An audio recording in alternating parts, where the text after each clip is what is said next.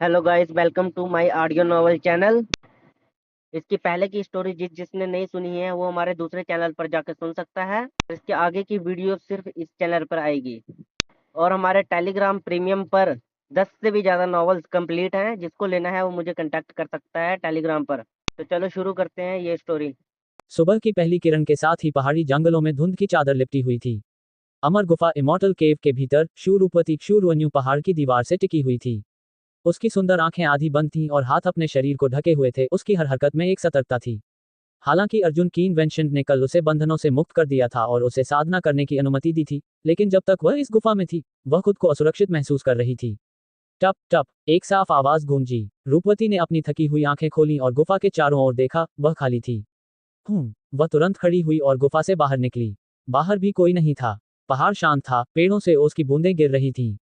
वह चला गया। रूपवती ने एक गहरी सांस ली। उसे अब उस मोटे हर्ष फैंडलर की चिंता करने की जरूरत नहीं थी। अर्जुन ने पिछले कुछ दिनों में अपना वादा निभाया था और उसे परेशान नहीं किया था। अर्जुन, मैं तुम्हें कभी नहीं भूलूंगी, रूपवती ने ठंडे स्वर में कहा और फिर वह बिजली की गति से आसमान की ओर उड़ गई। अर्जुन पहले ही वहां से प्रस्थान कर चुका था। उसने श्वेत वीर और श्वेता के लिए रूपवती को रिहा कर दिया था। उस दिन जो कुछ भी हुआ वह अर्जुन का अपना फैसला था। रूपवती को बंदी बनाना और धमकाना उसका निजी मामला था। अब जब रूपवती सुरक्षित थी तो यशवर्धन यांगफैन अपना गुस्सा श्वेत वीर पर नहीं उतारेगा। आखिर श्वेत मृग संस्थान की भी अपनी एक हैसियत थी। विक्रम पर्वत की दीवार वैंगलोंग माउंटेन वॉल। छठी लहर ची यू कंट्री अब विक्रमनगर कैंगजू सिटी की सीमा से लगती थी और उसी के अधिकार क्षेत्र में आती थी। ये देश ओझा परिवार आयांग फैमिली का एक सहयोगी गुट था, ठीक वैसे ही जैसे नौ दिव्य महल का चु देश के साथ संबंध था। इस देश की राजधानी के बाहर एक प्रसिद्ध पर्वत था, विक्रम पर्वत वैंगलोंग माउंटेन। यह अपनी एक अद्भुत दीवार के लिए मशहूर था जिसे विक्रम पर्वत की दीवार कहा जाता था। ये दीवार अत्यंत चमत्कारिक थी। यहाँ लोग दिव्य कलाओं डिवाइन एबिलिटीज का बोध प्राप्त करने आते थे। किंवदंती थी कि यह हजारों सालों से यहाँ के पूर्वजों द्वारा आने वाली पीढ़ियों के लिए छोड़ा गया एक खजाना था। वहाँ पत्थर के कई चबूतरे बने थे जो वर्षों से साधकों के बैठने के कारण चिकने हो गए थे। हर दिन हजारों लोग यहाँ पूर्वजों की विरासत पाने की उम्मीद में आते थे। इस समय एक चबूतरे पर एक गठीले बदन वाला युवक भीम छुमैंग लगातार एक विशाल कुल्हाड़ी चला रहा था। उसकी कुल्हाड़ी में कोई नक्षत्र शक्ति नहीं थी, फिर भी उसकी हर चोट से हवा में एक गूंज पैदा हो रही थी। वह युवक पिछले 7 दिनों से बिना रुके बिना थके कुल्हाड़ी चला रहा था। ये कुल्हाड़ी हवा को चीर रही है, तुम्हें क्या लगता है इसका वजन कितना होगा? पास के चबूतरे पर बैठे किसी व्यक्ति ने हंसते हुए पूछा। शायद 500 किलो। इस आदमी के पास बस जंगली ताकत है, दूसरे ने जवाब दिया। लेकिन कुल्हाड़ी की तकनीक भारी होती जा रही है और इसे थकान भी नहीं हो रही। यह अजीब है। अजीब लोगों की यहाँ कमी नहीं है। उधर देखो, एक और व्यक्ति है जो पूरा दिन सोता रहता है। उसने पास के चबूतरे की ओर इशारा किया जहां अर्जुन लेटा हुआ था।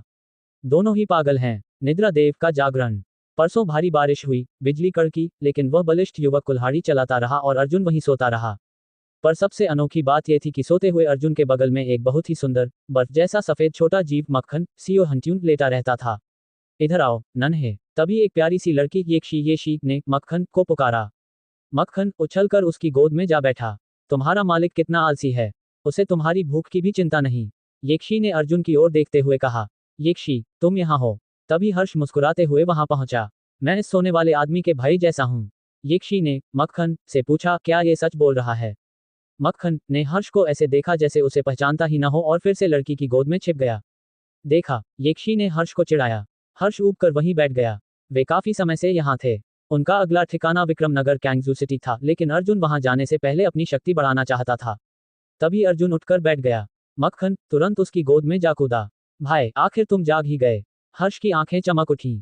ये येक्षी है, मेरी दोस्त। तुम किससे बात कर रहे हो? अर्जुन ने मजाक में हर्ष को पहचानने से इनकार कर दिया और येक्षी की ओर देखा। वह मन ही मन हर्ष की संगत देख मुस्कुरा रहा था। क्या बात है, निद्रा देव जाग गए? पास बैठे लोगों ने उपहास किया। निद्रा देव, अर्जुन बुदबुदाया। उसे हंसी आ गई। लोगों को लग रहा था कि वह सो रहा है, जबकि वह हर क्षण अपनी साधना में लीन था।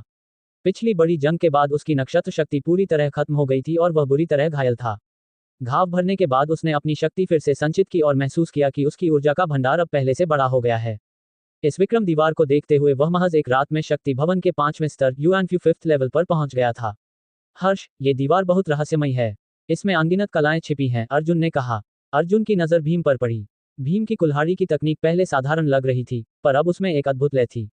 ये वही तकनीक है। अर्जुन समझ गया कि भीम ने दीवार से एक प्राचीन कुल्हाड़ी कला को सिद्ध कर लिया है। सर्दियों की यादें। देखते ही देखते सर्दियां आ गईं। विक्रम पर्वत पर साधकों की भीड़ कम होने लगी थी। आसमान से बर्फ गिर रही थी। अर्जुन ने अपना हाथ फैलाया और एक गिरते हुए बर्फ के टुकड़े को अपनी हथेली पर लिया। उसे मोहिनी कंचेंग की याद आई। क्या वह औषध राजमहल में ठीक होगी?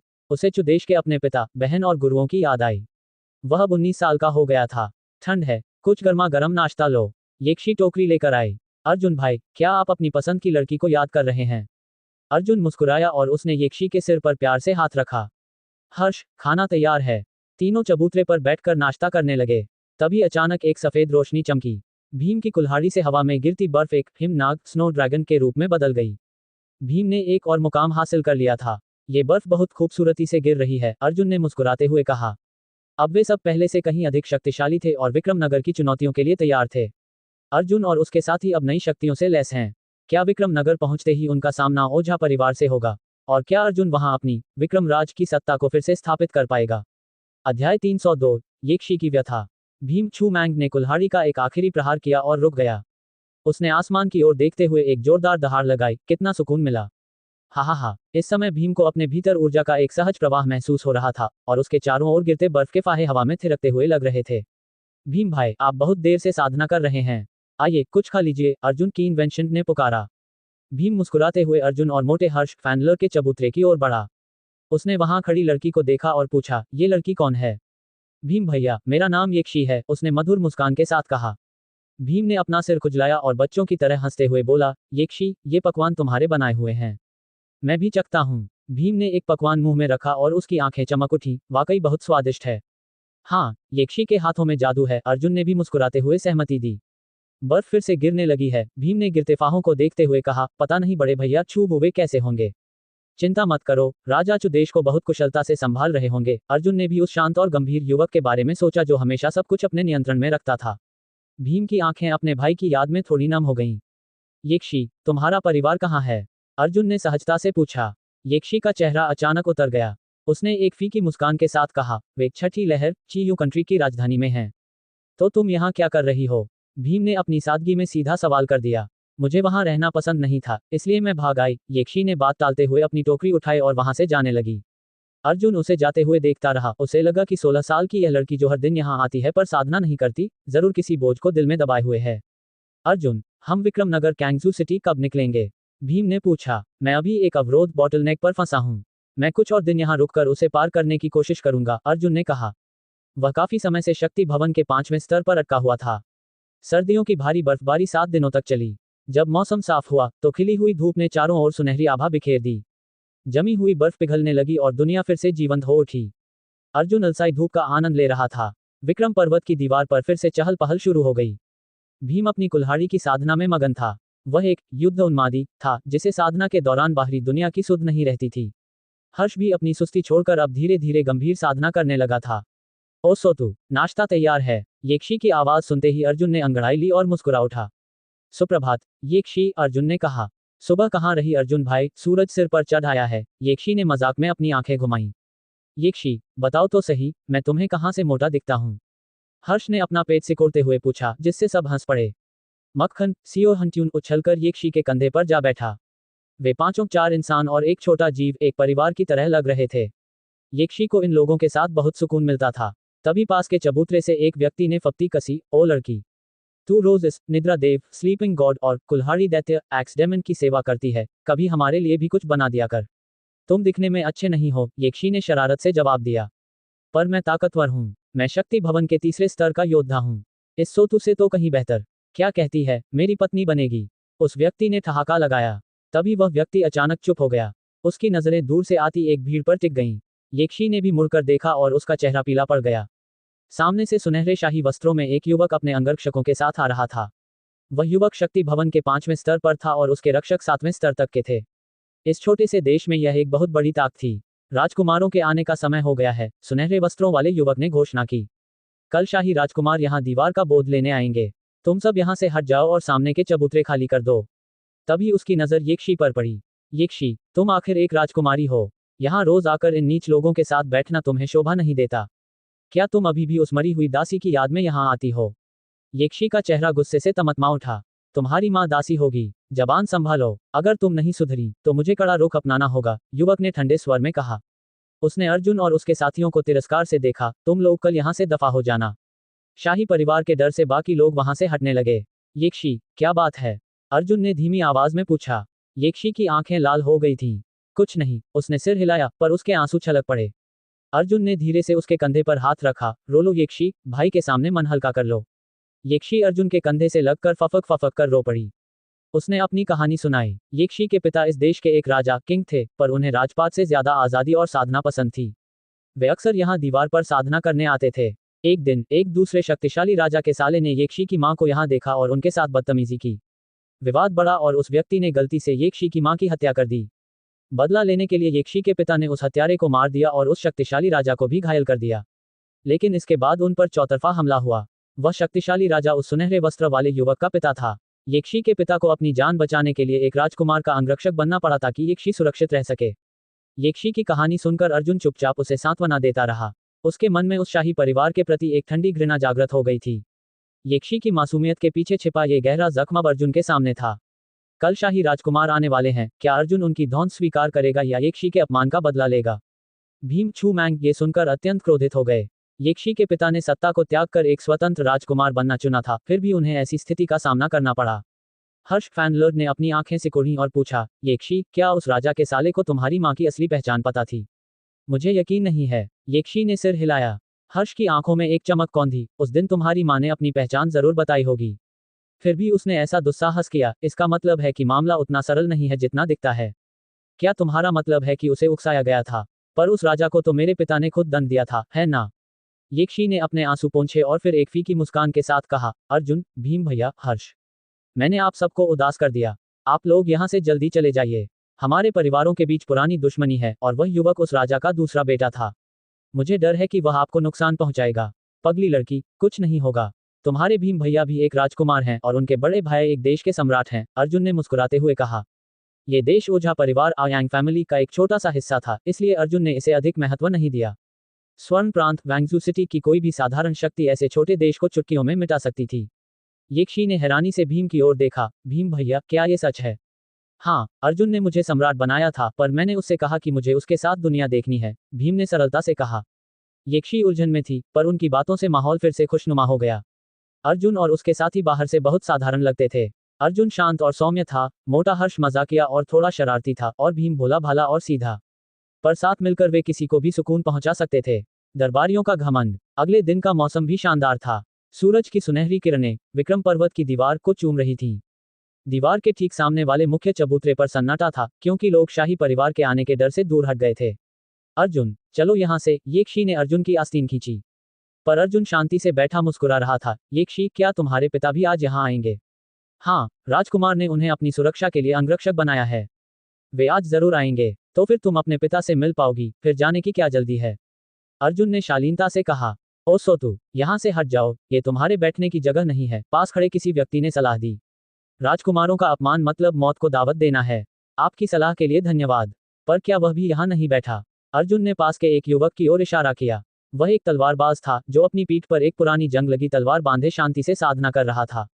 लोग अपनी आंखें घुमाने लगे। अर्जुन भाई, वह 13 है, इस देश का सबसे बड़ा युवा तलवारबाज। वह शक्ति भवन के 6ठे स्तर पर है और उसकी तलवार की इच्छा शक्ति विल चरम पर है। राजकुमार भी उसका सम्मान करते हैं, तुम अपनी तुलना उससे मत करो। इसमें मेरा जैसा अंदाज तो है, पर अभी थोड़ा कच्चा है, हर्ष ने चुटकी ली, जिससे येक्षी ने उसे घूर कर देखा। यह मोटा बस डींगे हाँकता रहता है। तभी दूर से घोड़ों की टापों और हवा की गूंज सुनाई दी। लगभग 30-40 लोगों का एक शाही काफिला आ रहा था। सबसे आगे वही सुनहरे वस्त्रों वाला युवक उस राजा का बेटा था। सामने का नजारा देख उसके माथे पर बल पड़ गए। वह बिजली की गति से आगे बढ़ा और एक बड़ी चट्टान पर उतरकर अर्जुन और उसके साथियों को तिरस्कार से देखने लगा। मैंने कल कहा था ना, तुम अब तक यहाँ क्या कर रहे हो? वह युवक दहाड़ा। उसने येक्षी को देखा, उसकी आंखों में खून उतर आया। येक्षी, तुझे लगता है कि राजकुमार की दया की वजह से मैं तुझे नहीं मारूंगा? हम यहाँ क्यों नहीं रह सकते? हर्ष ने अपने हाथ कमर पर रखे और उस युवक की आंखों में झांका। अगर आज राजकुमार यहाँ न होते, तो मैं तुम सबको यहीं गाड़ देता। 10 तक गिनने का समय है, यहाँ से दफा हो जाओ। जैसे ही उसके शब्द खत्म हुए, उसके अंगरक्षकों ने अपनी ठंडी ऊर्जा छोड़ी, जिससे अर्जुन और उसके साथियों को घेर लिया गया। हर्ष का पराक्रम। बाकी लोग भी वहां पहुंच गए। बीच में 3 राजकुमार खड़े थे, जिनके चेहरे पर राजसी अहंकार था। तभी उनमें से एक के पास खड़े अधेड़ व्यक्ति ने आगे बढ़कर कहा, क्षी, तुम यहाँ क्या कर रही हो? जल्दी यहाँ से हटो। पिताजी। येक्षी ने अपने पिता को देखा और फिर अर्जुन से कहा, अर्जुन, चलो अब चलते हैं। येक्षी, ये जगह किसी की जागीर नहीं है। यहाँ बहुत जगह है, हम यहीं बैठेंगे, अर्जुन ने शांत भाव से कहा, मानो उसे आसपास के खतरे का एहसास ही न हो। कितनी धृष्टता, उस युवक का धैर्य जवाब दे गया। उसने देखा कि येक्षी, अर्जुन, भीम और हर्ष ने सबसे अच्छे चबूतरे घेर रखे थे। यहाँ तक कि 13 तलवारबाज ने भी सम्मान में थोड़ा किनारे का चबूतरा चुना था। राजकुमार ने 13 का अभिवादन किया और फिर येक्षी के पिता से कहा, ये काका, आपकी बेटी बड़ी हो गई है, उसे बुलाइए। येक्षी के पिता हिचकिचाए, क्षी, इधर आओ बेटा। पिताजी, ये मेरे दोस्त हैं अर्जुन, भीम भैया और हर्ष। येक्षी ने अपनी जगह नहीं छोड़ी। राजकुमार का चेहरा तमतमा उठा। येक्षी को छोड़कर बाकी सबको खत्म कर दो, उसने निर्दयता से आदेश दिया। उस युवक ने इशारा किया और 3 अंगरक्षक आगे बढ़े। वे तीनों शक्ति भवन के 5वें स्तर युआनफ्यू 5th लेवल पर थे। दूर खड़े लोगों को दया आने लगी, बेचारे सोतू और मोटे की अब खैर नहीं। भीम भैया, इनका कहना है कि अगर ये यहाँ हैं, तो हमें जाना होगा। क्या विचार है? हर्ष की मुस्कान अब एक शिकारी जैसी थी। मैं निपटूंगा तुम, भीम ने सीधा सवाल किया। मैं ही काफी हूँ, भैया को अभी हाथ गंदे करने की जरूरत नहीं, हर्ष मुस्कुराया। अगले ही पल, उसके हाथ में उसकी नक्षत्र धनुष एरोस्टासोल चमक उठी। मौत को गले लगा, एक अंगरक्षक चिल्लाया और उसने अपना मुक्का हवा में लहराया जो एक विशाल चट्टान की तरह हर्ष की ओर बढ़ा। पर उसी क्षण, हर्ष के हाथ से एक बाण सुनहरी बिजली की तरह निकला। ये बाण आग की लपटों से घिरा था। हर्ष ने बाण की इच्छा शक्ति, विल ऑफ द एरो के पहले स्तर, तत्काल प्रहार, इंस्टेंट स्ट्राइक को सिद्ध कर लिया था। उसकी गति साधारण बाण से 4 गुना तेज थी। खचाक, वह विशाल पत्थर जैसा मुक्का हवा में ही बिखर गया और बाण सीधे अंगरक्षक के सीने के पार निकल गया। वह अपनी नक्षत्र आत्मा जागृत कर पाता, उससे पहले ही हर्ष के दूसरे और तीसरे बाण ने उसके शरीर को छलनी कर दिया। पूरा मैदान सन्न रह गया। पलक झपकते ही हर्ष ने 5वें स्तर के 3 महारथियों को धूल चटा दी थी। हर्ष की शक्ति अब सिर्फ शारीरिक नहीं थी, उसके बाणों में उसके रक्त की मारक क्षमता भी शामिल थी। हर्ष ने अपना धनुष नीचे नहीं किया, उसने सीधे उस अहंकारी युवक राजा के बेटे पर निशाना साध लिया। हर्ष की मुस्कान अब किसी यमराज की तरह लग रही थी। उस युवक का चेहरा सफेद पड़ गया और उसके पैर कांपने लगे। हर्ष ने अपनी असली ताकत दिखाकर सबको चौंका दिया है। क्या शाही राजकुमार इस अपमान का बदला लेंगे? और क्या अर्जुन इस स्थिति को शांत करेगा या युद्ध को और बढ़ाएगा? अर्जुन की इन्वेंशन ने हर्ष फैंडलर की शक्ति देखी और मुस्कुरा उठा। एक कुशल धनुर्धर अत्यंत आक्रामक होता है। हर्ष न केवल शक्ति भवन के 5वें स्तर पर था, बल्कि उसके पास शक्तिशाली राज अग्नि, एम्परर फ्लेम, रक्त और 3 प्रकार की इच्छा शक्ति, मार्शल विल का बोध था। हर्ष की शक्तियां और नक्षत्र आत्माएं। हर्ष की 3 नक्षत्र आत्माएं स्टार सोल्स थीं। तारांकन धनुष और बाण नक्षत्र आत्मा, तारांकन आसुरी मुखौटा नक्षत्र आत्मा, तारांकन अग्नि नक्षत्र आत्मा। इन नक्षत्र आत्माओं से उसने 3 इच्छा शक्तियों को सिद्ध किया था। तारांकन बाण की इच्छा, तत्काल वध, इंस्टेंट किल। तारांकन अग्नि की इच्छा, दहन, बर्न।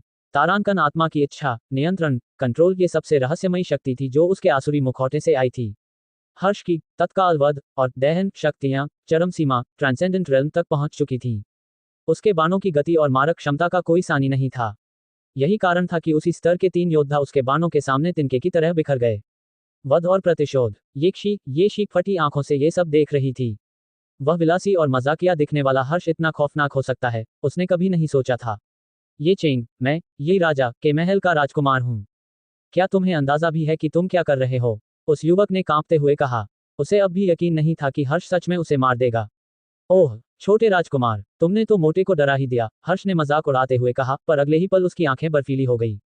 पुछ, एक सुनहरी लकीर हवा में चमकी। ये चेंग को संभलने का मौका भी नहीं मिला और बाण उसके माथे के बीचों बीच जा धंसा। एक झटके में उसका अंत हो गया। हर्ष और अर्जुन ने जो देश में तबाही देखी थी, सम्राट नक्षत्र अकादमी का विनाश देखा था। वे अब वह मासूम लड़के नहीं रहे थे जो अंधेरे जंगलों में भटकते थे। उनके भीतर अब एक फौलादी और निर्दयी हृदय था। धूम, ये चेंग के अंगरक्षक पागलों की तरह हर्ष की ओर झपटे, पर तभी भीम छूमैंग ने मोर्चा संभाला। भीम शक्ति भवन के 7वें स्तर पर था और उसकी इच्छा शक्ति भी चरम पर थी। सूं, सूं, 9 बाण एक साथ हवा को चीरते हुए निकले। भीम की गति साधारण से 8 गुना तेज थी। पलक झपकते ही सारे अंगरक्षक ढेर हो गए, सिर्फ एक व्यक्ति को छोड़कर, जो डर के मारे थरथर कांप रहा था। कितने कमजोर हैं ये, हर्ष ने तिरस्कार से कहा। भीम भैया, इसे जाने दीजिए ताकि यह अपने मालिक को खबर दे सके। षड्यंत्र का पर्दाफाश। मैदान में सन्नाटा छा गया। तीनों राजकुमार अब भीम की शक्ति से डरे हुए थे। जो अभी भी हमें यहां से भगाना चाहता है, वह आगे आए, भीम ने गरज कर कहा। कोई नहीं बोला। राजकुमार समझ गए थे कि ये 3 युवक कोई साधारण साधक नहीं हैं। दूसरे राजकुमार ने, जो खुद को बहुत चतुर समझता था, अर्जुन और उसके साथियों को अपनी सेवा में लेने का प्रस्ताव दिया ताकि वही राजा के गुस्से से उन्हें बचा सके। पर हर्ष ने उसे झिड़क दिया, तुम खुद को समझते क्या हो? अर्जुन ने राजकुमार को नजरअंदाज किया और येक्षी के पिता ये जेंग को बातचीत के लिए बुलाया। अर्जुन ने एक नक्षत्र मणि स्टार क्रिस्टल निकाली जिससे एक सुरक्षा घेरा आइसोलेशन बैरियर बन गया ताकि बाहर कोई उनकी बातें न सुन सके। काका, मैं येक्षी की ओर से आपसे कुछ पूछना चाहता हूँ। आप एक राजा हैं, फिर एक मामूली रानी के भाई की इतनी हिम्मत कैसे हुई कि वह आपकी पत्नी की हत्या कर दे? क्या आपको यह अजीब नहीं लगता? अर्जुन ने सीधे मुद्दे पर बात की। ये झेंग ने एक लंबी आह भरी। मैं जानता हूं कि कुछ बहुत गलत है, इसीलिए मैं इन सालों से दूसरे राजकुमार के साथ हूं ताकि सच का पता लगा सकूं। जो सुराग मुझे मिले उन्होंने मुझे तोड़ दिया। क्या दूसरा राजकुमार इसमें शामिल है? अर्जुन ने पूछा। हाँ, वही इस सब का मास्टरमाइंड है। ये झेंग ने दुखी होकर सिर झुकाया। पर क्यों? येक्षी रो पड़ी। विक्रम पर्वत की दीवार के कारण, अर्जुन ने ये झेंग की ओर देखकर कहा। उसे समझ आ गया था कि ये झेंग दीवार के रहस्यों को समझने में माहिर थे और राजकुमार उनका उपयोग करना चाहता था। बिल्कुल सही, ये झेंग ने अपनी मुट्ठियां भींची। वह चाहता था कि मैं उसे दीवार के गुप्त रहस्यों के बारे में बताऊं ताकि वह सत्ता की दौड़ में आगे रहे। उसने मेरी पत्नी को मरवाया ताकि मुझे कमजोर कर सके और अपने पास रख सके। अर्जुन ने सिर हिलाया। वह पहले ही समझ गया था कि येक्षी की रक्षा नहीं, बल्कि उसकी निगरानी सर्वेलेंस की जा रही थी। निश्चिंत रहिए काका, भीम भैया ने जानबूझकर उस एक आदमी को छोड़ा है ताकि वही राजा को बुला लाए। आज ये सारा हिसाब यहीं बराबर होगा, अर्जुन ने शांत पर दृढ़ स्वर में कहा। अर्जुन ने षड्यंत्र की जड़ों तक पहुंच बना ली है। आज ये राजा और दूसरा राजकुमार दोनों का अंत निश्चित लग रहा है। क्या अर्जुन इस छोटे से देश की राजनीति को बदलकर येक्षी को उसका हक दिला पाएगा? तीनों राजकुमार अब अपने अपने पत्थर के चबूतरे पर चुपचाप बैठ गए थे। उन्होंने अब अर्जुन की इन्वेंशन और उसके साथियों को भगाने की हिम्मत नहीं की। उनके अंगरक्षक भी शांत खड़े थे और माहौल में एक अजीब सा तनाव व्याप्त हो गया था। दूर बैठे अन्य साधक ये देखकर हैरान थे कि निद्रा देव, मोटा हर्ष और कुल्हाड़ी दैत्य की शक्ति इतनी भयानक हो सकती है। उन्होंने न केवल ये राजा के बेटे को मार डाला था, बल्कि राजकुमारों की भी परवाह नहीं की थी। लोग उनके साहस की दाद दे रहे थे कि कैसे उन्होंने एक साधारण सी लड़की येक्षी के लिए पूरे शाही परिवार से दुश्मनी मोल ले ली। मुलायम धूप विक्रम दीवार पर पड़ रही थी, पर हवा में एक बर्फीली ठंडक महसूस हो रही थी। तभी दूर से घोड़ों की टापों और जानलेवा ऊर्जा किलिंग इंटेंट की गूंज सुनाई दी। सबसे आगे एक प्रभावशाली अधेड़ व्यक्ति था, जिसका चेहरा गुस्से से तमतमाया हुआ था। यह कोई और नहीं, स्वयं ये राजा, ये किंग था। मुद्रण का जाल और ये राजा का अंत। ये राजा ने आते ही दहाड़ लगाई, किसने मेरे बेटे को मारा? अंगरक्षक ने अर्जुन और उसके साथियों की ओर इशारा किया। ये राजा की नक्षत्र आत्मा स्टार सोल एक विशाल राजसी बाज ईगल के रूप में प्रकट हुई। उसने राजकुमारों से कहा, राजकुमारों, आज मैं इन सबको मौत के घाट उतार दूंगी, कृपया बीच में न आए। राजकुमारों ने खुद को अलग कर लिया। ये राजा बिजली की गति से झपटा, पर भीम छू मैंग ने अपनी कुल्हाड़ी से उसके वार को रोक दिया। दोनों के बीच भीषण टक्कर हुई। भीम की विदारक इच्छा सेवरिंग बिल अब चरम सीमा पर थी। इन सब को पकड़ लो, ये झेंग को अभी मार डालो और येक्षी को जिंदा रखो, मैं उसे तड़पा तड़पा कर मारूंगा। ये राजा ने आदेश दिया। तभी ये राजा का मुख्य सलाहकार, जो शक्ति भवन के 8वें स्तर पर था, अर्जुन और येक्षी की ओर बढ़ा। येक्षी का चेहरा पीला पड़ गया। चिंता मत करो, अर्जुन ने शांत भाव से कहा। जैसे ही उसने पत्थर के चबूतरे पर अपना पैर पटका, पूरी जमीन मुद्रण डिवाइन इंस्क्रिप्शन की रोशनी से जगमगा उठी। अर्जुन ने कल ही यहाँ चतुर्थ श्रेणी का तलवार भंवर तूफान स्वॉर्ड वुल्विन स्टॉर्म बिछा दिया था। यह क्या है? 8वें स्तर का वह सलाहकार कुछ समझ पाता, उससे पहले ही एक सफेद बिजली जैसी तलवार उसके सीने के पार निकल गई। पल भर में ये राजा के आधे सैनिक ढेर हो गए। ये राजा और भीम का युद्ध रुक गया। ये राजा ने फटी आंखों से अपने चारों ओर घूमते उस तलवारों के बवंडर को देखा। वह समझ गया कि वह एक मौत के जाल में फंस चुका है। राजकुमार भी डर के मारे कांपने लगे, क्योंकि उनके चबूतरे भी अब अर्जुन के नियंत्रण में थे। अब से कोई भी अपनी जगह से नहीं हिलेगा, वरना मौत निश्चित है, अर्जुन के ठंडे शब्दों ने सबको जड़ कर दिया। सच का प्रकटीकरण। ये राजा, अर्जुन ने उसकी ओर देखा। मैं सिर्फ एक बार पूछूंगा, येक्षी की मां की हत्या के पीछे असली सच क्या था? तुम्हारे पास जवाब देने का सिर्फ एक मौका है। ये राजा की रूह कांप गई। उसने राजकुमार की ओर देखा, फिर अर्जुन की आंखों में छिपे काल को। उसे समझ आ गया कि यहाँ झूठ बोलना भारी पड़ेगा। ये दूसरे राजकुमार का विचार था, ये राजा ने लड़खड़ाती आवाज में कहा। उसे ये झेंग की साधना के रहस्य चाहिए थे। उसने मुझे मजबूर किया, मेरा कोई दोष नहीं है। गद्दार, दूसरे राजकुमार ने चिल्लाकर उसे चुप कराना चाहा। काका, अर्जुन ने ये झेंग की ओर देखा, जिन्होंने सिर हिलाकर पुष्टि की कि यही सच है। अर्जुन की आंखें और भी ठंडी हो गई। सत्ता का खेल, वध। अर्जुन ने सिर्फ एक शब्द कहा। पलक झपकते ही तलवारों की एक लहर दूसरे राजकुमार पर गिरी और वह वहीं ढेर हो गया। पूरा मैदान सन रह गया, राजकुमार मारा जा चुका था। काका, अब आप येक्षी को लेकर यहाँ से दूर चले जाइए।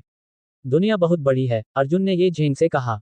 ये झेंग ने भावुक होकर अर्जुन के आगे सिर झुकाया। अर्जुन भैया, भीम भैया, हर्ष भैया, आप सब हमेशा खुश रहना।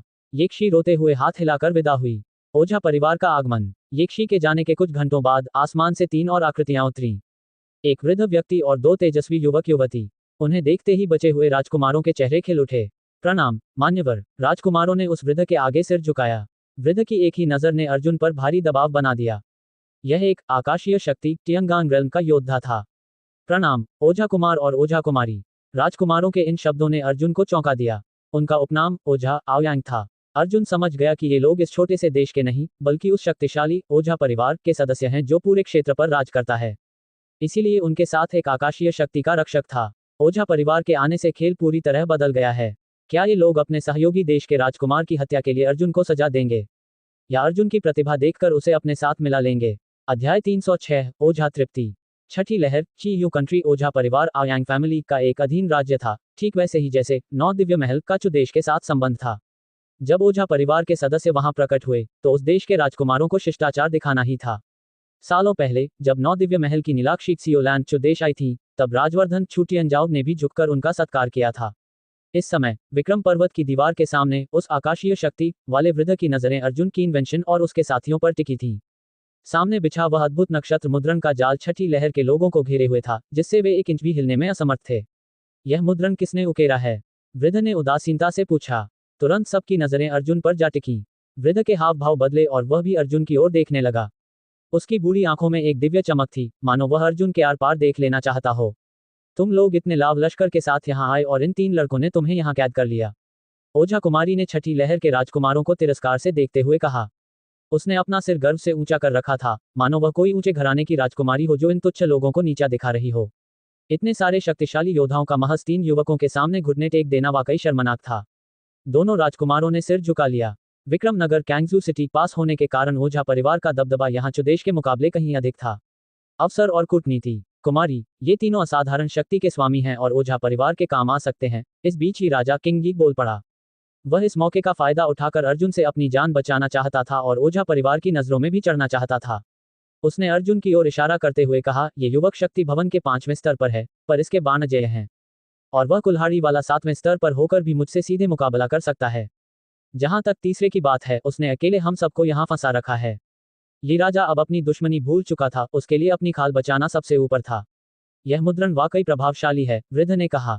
तभी ओझा कुमारी बिजली की गति से अर्जुन के सामने प्रकट हुई। वह 6ठे स्तर पर थी और उसकी इच्छा शक्ति प्रबल थी। उसने अपनी हथेली से एक छोटी पैनी तलवार निकाली और सीधे अर्जुन के गले की ओर वार किया। अर्जुन ने महज एक उंगली उठाई, नक्षत्र शक्ति चमकी और शून्य विदारक वॉइड शैटरिंग प्रहार ने तलवार को झकझोर दिया। कुमारी को लगा मानो उसकी बांह सुन्न हो गई हो और तलवार हाथ से छूटने वाली हो। वह तुरंत पीछे हट गई। तुम तीनों 7 दिनों के भीतर हमारे साथ ओझा परिवार के महल चलोगे, कुमारी ने इस तरह कहा मानो वह उन पर बहुत बड़ा एहसान कर रही हो। छठी लहर के लोगों के लिए ओझा परिवार में प्रवेश करना किसी सपने जैसा था। सबकी आंखों में जलन और ईर्ष्या साफ दिख रही थी। उन्हें अंदाजा नहीं था कि निद्रा देव और कुल्हाड़ी दैत्य इतने किस्मत वाले निकलेंगे। वृद्ध ने घोषणा की, मैं यहाँ 7 दिनों तक हूँ। जो भी प्रतिभाशाली युवा ओझा परिवार का हिस्सा बनना चाहता है, वह यहाँ आकर अपनी परीक्षा दे सकता है। विक्रम नगर की ओर प्रस्थान। ओझा परिवार के आने के बाद अर्जुन की पुरानी दुश्मनी जैसे हवा में विलीन हो गई। अर्जुन और उसके साथियों ने भी इसे एक अवसर की तरह देखा। 7 दिन बाद विक्रम नगर। अर्जुन ने मुस्कुराते हुए हर्ष और भीम से पूछा, क्यों नहीं? हर्ष ने बेपरवाह होकर कहा। वे देखना चाहते थे कि उनका पुराना मित्र ओझा मदहोश आओयांग क्वांगशिंग अब कैसा है। वह नगर उसी का इलाका था। रही बात इन अहंकारी भाई बहनों की, तो अर्जुन समझ गया था कि ये ओझा परिवार के बहुत ऊंचे सदस्य नहीं हैं, बल्कि केवल छोटे मोटे कामों के लिए बाहर भेजे गए हैं। ओझा परिवार में पदानुक्रम बहुत कड़ा था, मुख्य वंश, फिर सहयोगी शाखाएं, और फिर वे जिन्हें ओझा उपनाम की उपाधि दी गई हो। ये दोनों संभवतः तीसरी श्रेणी के सदस्य थे जो बाहरी देशों में अपना रौब जमा रहे थे। 7 दिनों में कई लोगों को चुना गया, जिनमें तलवारबाज 13 और उस देश का तीसरा राजकुमार भी शामिल था। जब ये 9 लोग विक्रम नगर पहुंचे, तो वहां का नजारा देख अर्जुन और उसके साथी दंग रह गए। शहर में 9 विशाल मार्ग 9 ड्रैगन स्ट्रीट्स 9 दिशाओं में फैले थे। ओझा परिवार का महल किसी आकाश नगर सिटी इन द स्काई जैसा था। इसकी ऊंचाई हजारों मीटर तक थी और यह भव्य महलों का एक अटूट सिलसिला था। महल के भीतर प्रवेश करते ही वे एक बड़े युद्धाभ्यास के मैदान में पहुंचे। वहां धूप के रंग के कपड़े पहने एक युवती ने एक युवक को धूल चटा दी थी।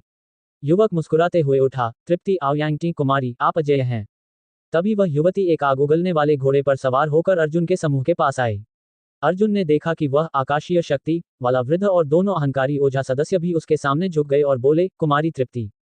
जो लोग छठी लहर में खुद को भगवान समझ रहे थे, वे यहाँ इस लड़की के सामने नौकरों की तरह खड़े थे। क्या ये वही लोग हैं जिन्हें तुम लाए हो? तृप्ति ने ठंडे स्वर में पूछा। हाँ कुमारी, इनमें से कुछ काफी शक्तिशाली हैं। विशेष रूप से ये दो जो आपके साथ अभ्यास ट्रायल्स में भाग ले सकते हैं। उस युवक ने अर्जुन और हर्ष की ओर इशारा किया। अर्जुन अब ओझा परिवार के भीतर पहुंच चुका है। ओझा तृप्ति की सख्त नजरों के बीच क्या अर्जुन अपनी पहचान छिपा पाएगा? और क्या वह जल्द ही ओझा मदहोश से मिल पाएगा? उस अधेड़ उम्र के योद्धा की बात सुनकर अर्जुन की इन्वेंशन के चेहरे पर आश्चर्य के भाव आए। अभ्यास मुकाबला ट्रायल। अर्जुन ने अपनी नजरें उठाईं और सामने खड़ी उस अभिमानी, धूप जैसी तेजस्वी ओझा तृप्ति आयांगटिंग को गौर से देखा। ऊंचे घराने में जन्म लेने के कारण उसके भीतर एक स्वाभाविक अहंकार और गरिमा थी, मानो वह कोई ऐसी राजकुमारी हो जिसके पास जाना भी मना हो। उसकी दूधिया त्वचा और सुंदर चेहरा उसकी कुलीनता को और निखार रहे थे। उसका यह अंदाज काफी हद तक ओझा मदहोश आयांग क्वैंगशेंग से मिलता जुलता था, और यशवर्धन यांगफैन भी कुछ ऐसा ही था। वह युवती 18-19 साल की रही होगी और शक्ति भवन के 5वें स्तर पर थी। उसके पास एक पंखों वाला लाल रंग का घोड़ा था, जो उसकी ऊंची हैसियत का प्रमाण था।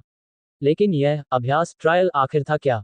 क्या यह महज राजकुमारी के कौशल को निखारने के लिए था? अभी कुछ देर पहले जिस युवक ने घायल होने के बावजूद चापलूसी भरी मुस्कान दी थी, उसे देखकर साफ था कि इन महाशक्तियों में ये सब बहुत आम है। कुछ लोगों को ये स्वाभिमान के विरुद्ध लग सकता था, पर हजारों लोग ऐसी शक्ति का हिस्सा बनने के लिए अपनी जान दांव पर लगा देते थे। जैसे उसके बगल में खड़े युवक युवती, महज ओझा उपनाम मिलने से वे खुद को 7वें आसमान पर समझ रहे थे। अचानक एक लाल रंग का कोड़ा हवा को चीरता हुआ निकला। अर्जुन की आंखें सिकुड़ गईं। वह कोड़ा उसके ठीक बगल से गुजरा। हर्ष फैनलर्ड ने बिजली की फुर्ती दिखाई और एक झटके में वार बचा लिया। चटाक, कोड़ा जमीन पर लगा। तृप्ति ने हर्ष को तिरस्कार से देखा और ठंडे स्वर में बोली, अगर फिर से घूरने की हिम्मत की तो अपनी आंखें खो दोगे। इन्हें कल मेरे पास अभ्यास के लिए लेकर आना। इतना कहकर उसने कोड़ा फटकारा और उसका घोड़ा हवा में उड़ गया। हर्ष की आंखें भी अब गुस्से से तनी थीं। हालांकि वह सुंदरियों को ताकने का शौकीन था, पर यहां उसने खुद को काबू में रखा था। उसने महज एक सरसरी नजर डाली थी और उसे कोड़ा मारने की कोशिश की गई। बड़ा तेज मिजाज है इसका, हर्ष बुदबुदाया। बगल में खड़े ओझा सदस्यों ने उसे डांटा। यहाँ राजकुमारों से आंख मिलाना भी गुनाह था। ओझा परिवार के कड़े नियम। आकाशीय शक्ति वाले वृद्ध के जाने के बाद उस अभिमानी ओझा युवक ने अर्जुन और हर्ष को एक घनी आबादी वाले इलाके की ओर ले गया। यहाँ के घर छोटे और सटे हुए थे, जो दूर दिख रहे भव्य महलों के मुकाबले कुछ भी नहीं थे। इस इलाके में केवल ताकत बोलती है। तुम तीनों अपने रहने का ठिकाना खुद ढूंढ लो, उस युवक ने कहा और बाकी राजकुमारों को लेकर चला गया। अब कहाँ जाएं? हर्ष झुंझला कर बोला। चलो थोड़ा टहलते हैं। अर्जुन ने मक्खन को गोद में लिया और बाहर निकलने लगे, पर उन्हें एहसास हुआ कि कोई गुप्त रूप से उन पर नजर रख रहा है। तभी एक गोल चेहरे वाला युवक वहां से गुजरा और उन्हें उलझन में देख रुक गया। नवागंतुक न्यूकमर्स हो? हाँ, क्या हम कुछ पूछ सकते हैं? अर्जुन ने सिर हिलाया। जरूर, उस युवक ने पास की घास पर बैठकर मुस्कुराते हुए कहा। शायद भविष्य में हम प्रतिद्वंद्वी हों। उसने समझाया कि ओझा परिवार में प्रवेश करना आसान नहीं है। यहाँ समान स्तर के योद्धाओं के समूह बनाए जाते हैं और समय समय पर कमजोरों को बाहर निकाल दिया जाता है। केवल कड़ी परीक्षाओं को पार करने के बाद ही ओझा उपनाम की उपाधि मिलती है। ओझा उपनाम मिलने से क्या होता है? भीम छू मैंग ने पूछा। उस युवक ने समझाया कि यह पद और प्रतिष्ठा का प्रतीक है। इसके बाद आपको बेहतर साधना तकनीकें, गुप्त कलाएं और विशेषज्ञों का मार्गदर्शन मिलता है। आप धीरे धीरे ऊंचे पदों तक पहुंचकर मुख्य परिवार के बराबर भी हो सकते हैं। क्या तुम कुमारी तृप्ति को जानते हो? अर्जुन ने पूछा। युवक की आंखों में चमक आई। उसने आसपास देखा और फुसफुसाया, वह बहुत प्रभावशाली है, पर उतनी ही जिद्दी और गुस्सैल भी। वह लोगों को अभ्यास के नाम पर पीटती है। अगर तुम कमजोर हो तो अपमानित होकर जाओगे। अगर ताकतवर हो तो जीत नहीं सकते, क्योंकि उसे हराना मना है। उसे बस मनोरंजन के लिए खिलौने चाहिए होते हैं। अर्जुन और हर्ष ने एक दूसरे को देखा। साफ था कि उन्हें यहाँ जानबूझकर फंसाया गया है। कैद और मजबूरी। अर्जुन ने उस युवक से ओझा मदहोश आयांग क्वैंगशेंग के बारे में पूछा। मदहोश? उन्हें कौन नहीं जानता? वे तो मुख्य वंश के उत्तराधिकारी हैं। पर मुझ जैसा मामूली साधक उनसे कैसे मिल सकता है? वे तो अपनी धुन में रहने वाले युग पुरुष हैं। अर्जुन मुस्कुरा दिया। उसे खुशी थी कि उसका दोस्त सही सलामत और ऊंचे पद पर है, पर दुख इस बात का था कि इस गहरे समुद्र जैसे महल में उससे मिलना बहुत कठिन था। जब अर्जुन और उसके साथियों ने बाहर जाने की कोशिश की तो पहरेदारों ने उन्हें रोक दिया। बाहर जाना मना है, पहरेदार ने कड़ाई से कहा। क्यों? अर्जुन का स्वर बर्फीला हो गया। कल कुमारी तृप्ति को तुम्हारा अभ्यास लेना है। जब तक वह संतुष्ट नहीं हो जाती, तुम्हारी आजादी उनके हाथ में है। अर्जुन चुपचाप मुड़ गया, पर उसकी आंखों में एक खतरनाक चमक थी। उसे बिना किसी कारण के बंदी बना लिया गया था। अभ्यास का दिन। अगली सुबह उन्हें अभ्यास के मैदान में ले जाया गया। दूर से तृप्ति अपने लाव लश्कर और सहेलियों के साथ आग उगलते घोड़ों पर सवार होकर आई। इन दिनों कोई ढंग का योद्धा नहीं मिल रहा, सब बोरियत भरा है, तृप्ति ने अपनी सहेलियों से कहा। तुम बोरियत की बात करती हो? उधर ओझा मदहोश की शक्ति दिन दूनी रात चौगुनी बढ़ रही है। अगर ऐसा ही रहा तो हम सब पीछे छूट जाएंगे, उसकी एक सहेली ने चिंता जताई। वह हमसे उम्र में बड़ा है, इसमें कौन सी बड़ी बात है? तृप्ति ने नाक से कुड़ी, पर उसकी आंखों में मदहोश के प्रति एक अनजाना डर साफ दिख रहा था। वह पागल मदहोश ही अकेला था जिससे वह गिरने की हिम्मत नहीं करती थी। मैदान के बीचों बीच अब अर्जुन और हर्ष खड़े थे। तृप्ति की नजर उन पर पड़ी और उसने अपना कोड़ा लहराया। तृप्ति ने अर्जुन और हर्ष को महज अपना खिलौना समझा है। क्या अर्जुन इस अपमानजनक अभ्यास में अपनी शक्ति छिपाए रखेगा, या वह तृप्ति का अहंकार चूर चूर कर देगा? और क्या ओझा मदहोश को अपने दोस्तों के आने की खबर मिलेगी? अध्याय 308, उसका हाथ काट दो। आग की लपटों जैसे लाल रंग का वह उड़ने वाला घोड़ा जमीन पर उतरा। 3 सुंदर युवतियां और युवकों का एक समूह युद्ध मैदान में उतरा। आसपास खड़े लोगों ने सम्मान में अपने सिर झुका लिए, किसी की हिम्मत नहीं थी कि उनसे आंखें मिला सके। हर्ष फैंडलर की आंखें चमक उठीं। उसने मन ही मन सोचा कि इन बड़े घरानों की महिलाओं में वाकई एक राजसी आभा होती है और वे भला की खूबसूरत होती हैं। ओझा तृप्ति आयांगटिंग मैदान के बीचों बीच खड़ी हो गई। उसने लापरवाही से सबकी ओर देखते हुए कड़े स्वर में कहा, तुम सब पहले आगे आओ। तुम दोनों उधर जाओ। उस युवक ने अर्जुन की इन्वेंशन और हर्ष को इशारा किया जो उन्हें यहाँ लाया था। अर्जुन और हर्ष शांत भाव से आगे बढ़े। उनके साथ 6 और लोग थे जो संभवतः उसी तरह के मोहरे थे जिन्हें अभ्यास के लिए लाया गया था। पहले तुम लोग आपस में लड़ोगे। इनमें से 4 को बाहर निकालो। जो बहुत कमजोर हैं, उन्हें मुझसे लड़ने की जरूरत नहीं है, तृप्ति ने ठंडे स्वर में आदेश दिया। तुरंत ही उन 8 लोगों के बीच तनाव बढ़ गया। ये सभी योद्धा शक्ति भवन के 5वें स्तर यूएनफ्यू 5th लेवल पर थे, क्योंकि तृप्ति खुद भी इसी स्तर पर थी। धूम। सबके नक्षत्र आत्माएं स्टार सोल्स जाग उठी।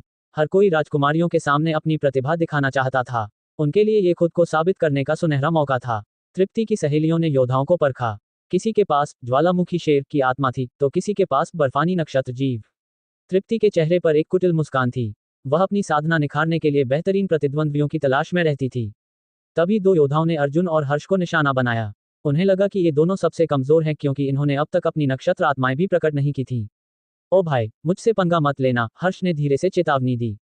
पर उसके विरोधियों को लगा कि वह डर रहा है। एक योद्धा आग उगलती बर्छी लेकर हर्ष पर झपटा। धूम। हर्ष की नक्षत्र आत्मा जागृत हुई। उसका राज अग्नि एम्परर फ्लेम रक्त उबला और चारों ओर खौफनाक गर्मी फैल गई। हर्ष ने अपना नक्षत्र धनुष निकाला और एक साथ 2 बाण छोड़े। बाणों ने हवा में ही रास्ता बदला और सीधे दुश्मन के सिर की ओर बढ़े। वह योद्धा संभल पाता उससे पहले ही एक बाण उसकी नाक के ठीक सामने आकर रुक गया। वह हार मान चुका था। दूसरी ओर अर्जुन का युद्ध और भी जल्दी खत्म हुआ। विपक्षी ने अर्जुन पर हमला किया, पर अर्जुन ने महज अपनी हथेली से एक प्रहार किया। बिना किसी विशेष तकनीक के, महज शक्ति की इच्छा, विल ऑफ फोर्स के दम पर उसने विरोधी को हवा में उड़ा दिया। अर्जुन की नक्षत्र शक्ति 5वें आसमान 5th हेवन से आती थी, जो स्वभाव से ही हिंसक थी। ऊपर से उसके पास असुर सम्राट की शारीरिक शक्ति थी। उसके सामने उसी स्तर के योद्धा तिनके के समान थे। अब मैदान में केवल 4 बचे थे, अर्जुन, हर्ष और वे 2 योद्धा जिनकी नक्षत्र आत्माएं 4थे आसमान की थीं। तुम पहले आओ, तृप्ति ने बर्फानी शक्तियों वाले युवक को बुलाया। तृप्ति ने कोड़ा लहराया। उसका कोड़ा महज एक रस्सी नहीं थी, वह हवा में हजारों पैनी तलवारों में बदल गया। उसके पास तलवार की इच्छा और जकड़ने की इच्छा दोनों थी। उसने पल भर में दोनों योद्धाओं को लहूलुहान कर दिया और उन्हें अपनी सेवा में रहने का हुक्म दिया। अब तुम दोनों साथ आओ, तृप्ति ने अर्जुन और हर्ष की ओर देखकर कहा। हर्ष ने कंधे उचकाए, 2 लोग आपको घायल कर देंगे, एक ही काफी है। कुमारी, आप किससे लड़ना चाहती हैं? बड़ी बड़ी बातें। अगर तुम मुझे घायल कर पाए तो वह तुम्हारी काबिलियत होगी, पर तुम्हारे इस अहंकार के लिए मैं तुम्हें पहले सबक सिखाऊंगी, तृप्ति ने गुस्से में कहा। हर्ष ने अपना धनुष ताना। तृप्ति बिजली की गति से आगे बढ़ी, उसका कोड़ा सुरक्षा चक्र बना रहा था। पर तभी हर्ष का राज अग्नि रक्त उबला। उसकी आंखों से सुनहरी रोशनी निकली। उसने एक साथ 9 बाण छोड़े जो एक सीधी कतार में बढ़े। हर्ष की नियंत्रण शक्ति ने तृप्ति के कोड़े को एक पल के लिए धीमा कर दिया। वह एक पल ही काफी था। बाण तृप्ति के सुरक्षा घेरे को चीरते हुए सीधे उसके गले के पास पहुंच गया। सूं। बाण तृप्ति के गले से महज 1 इंच दूर जाकर हवा में ठहर गया। हर्ष मुस्कुराया, कुमारी, मुझे अपनी मर्यादा पता है। पूरा मैदान सन्न रह गया। तृप्ति का चेहरा सफेद पड़ गया था।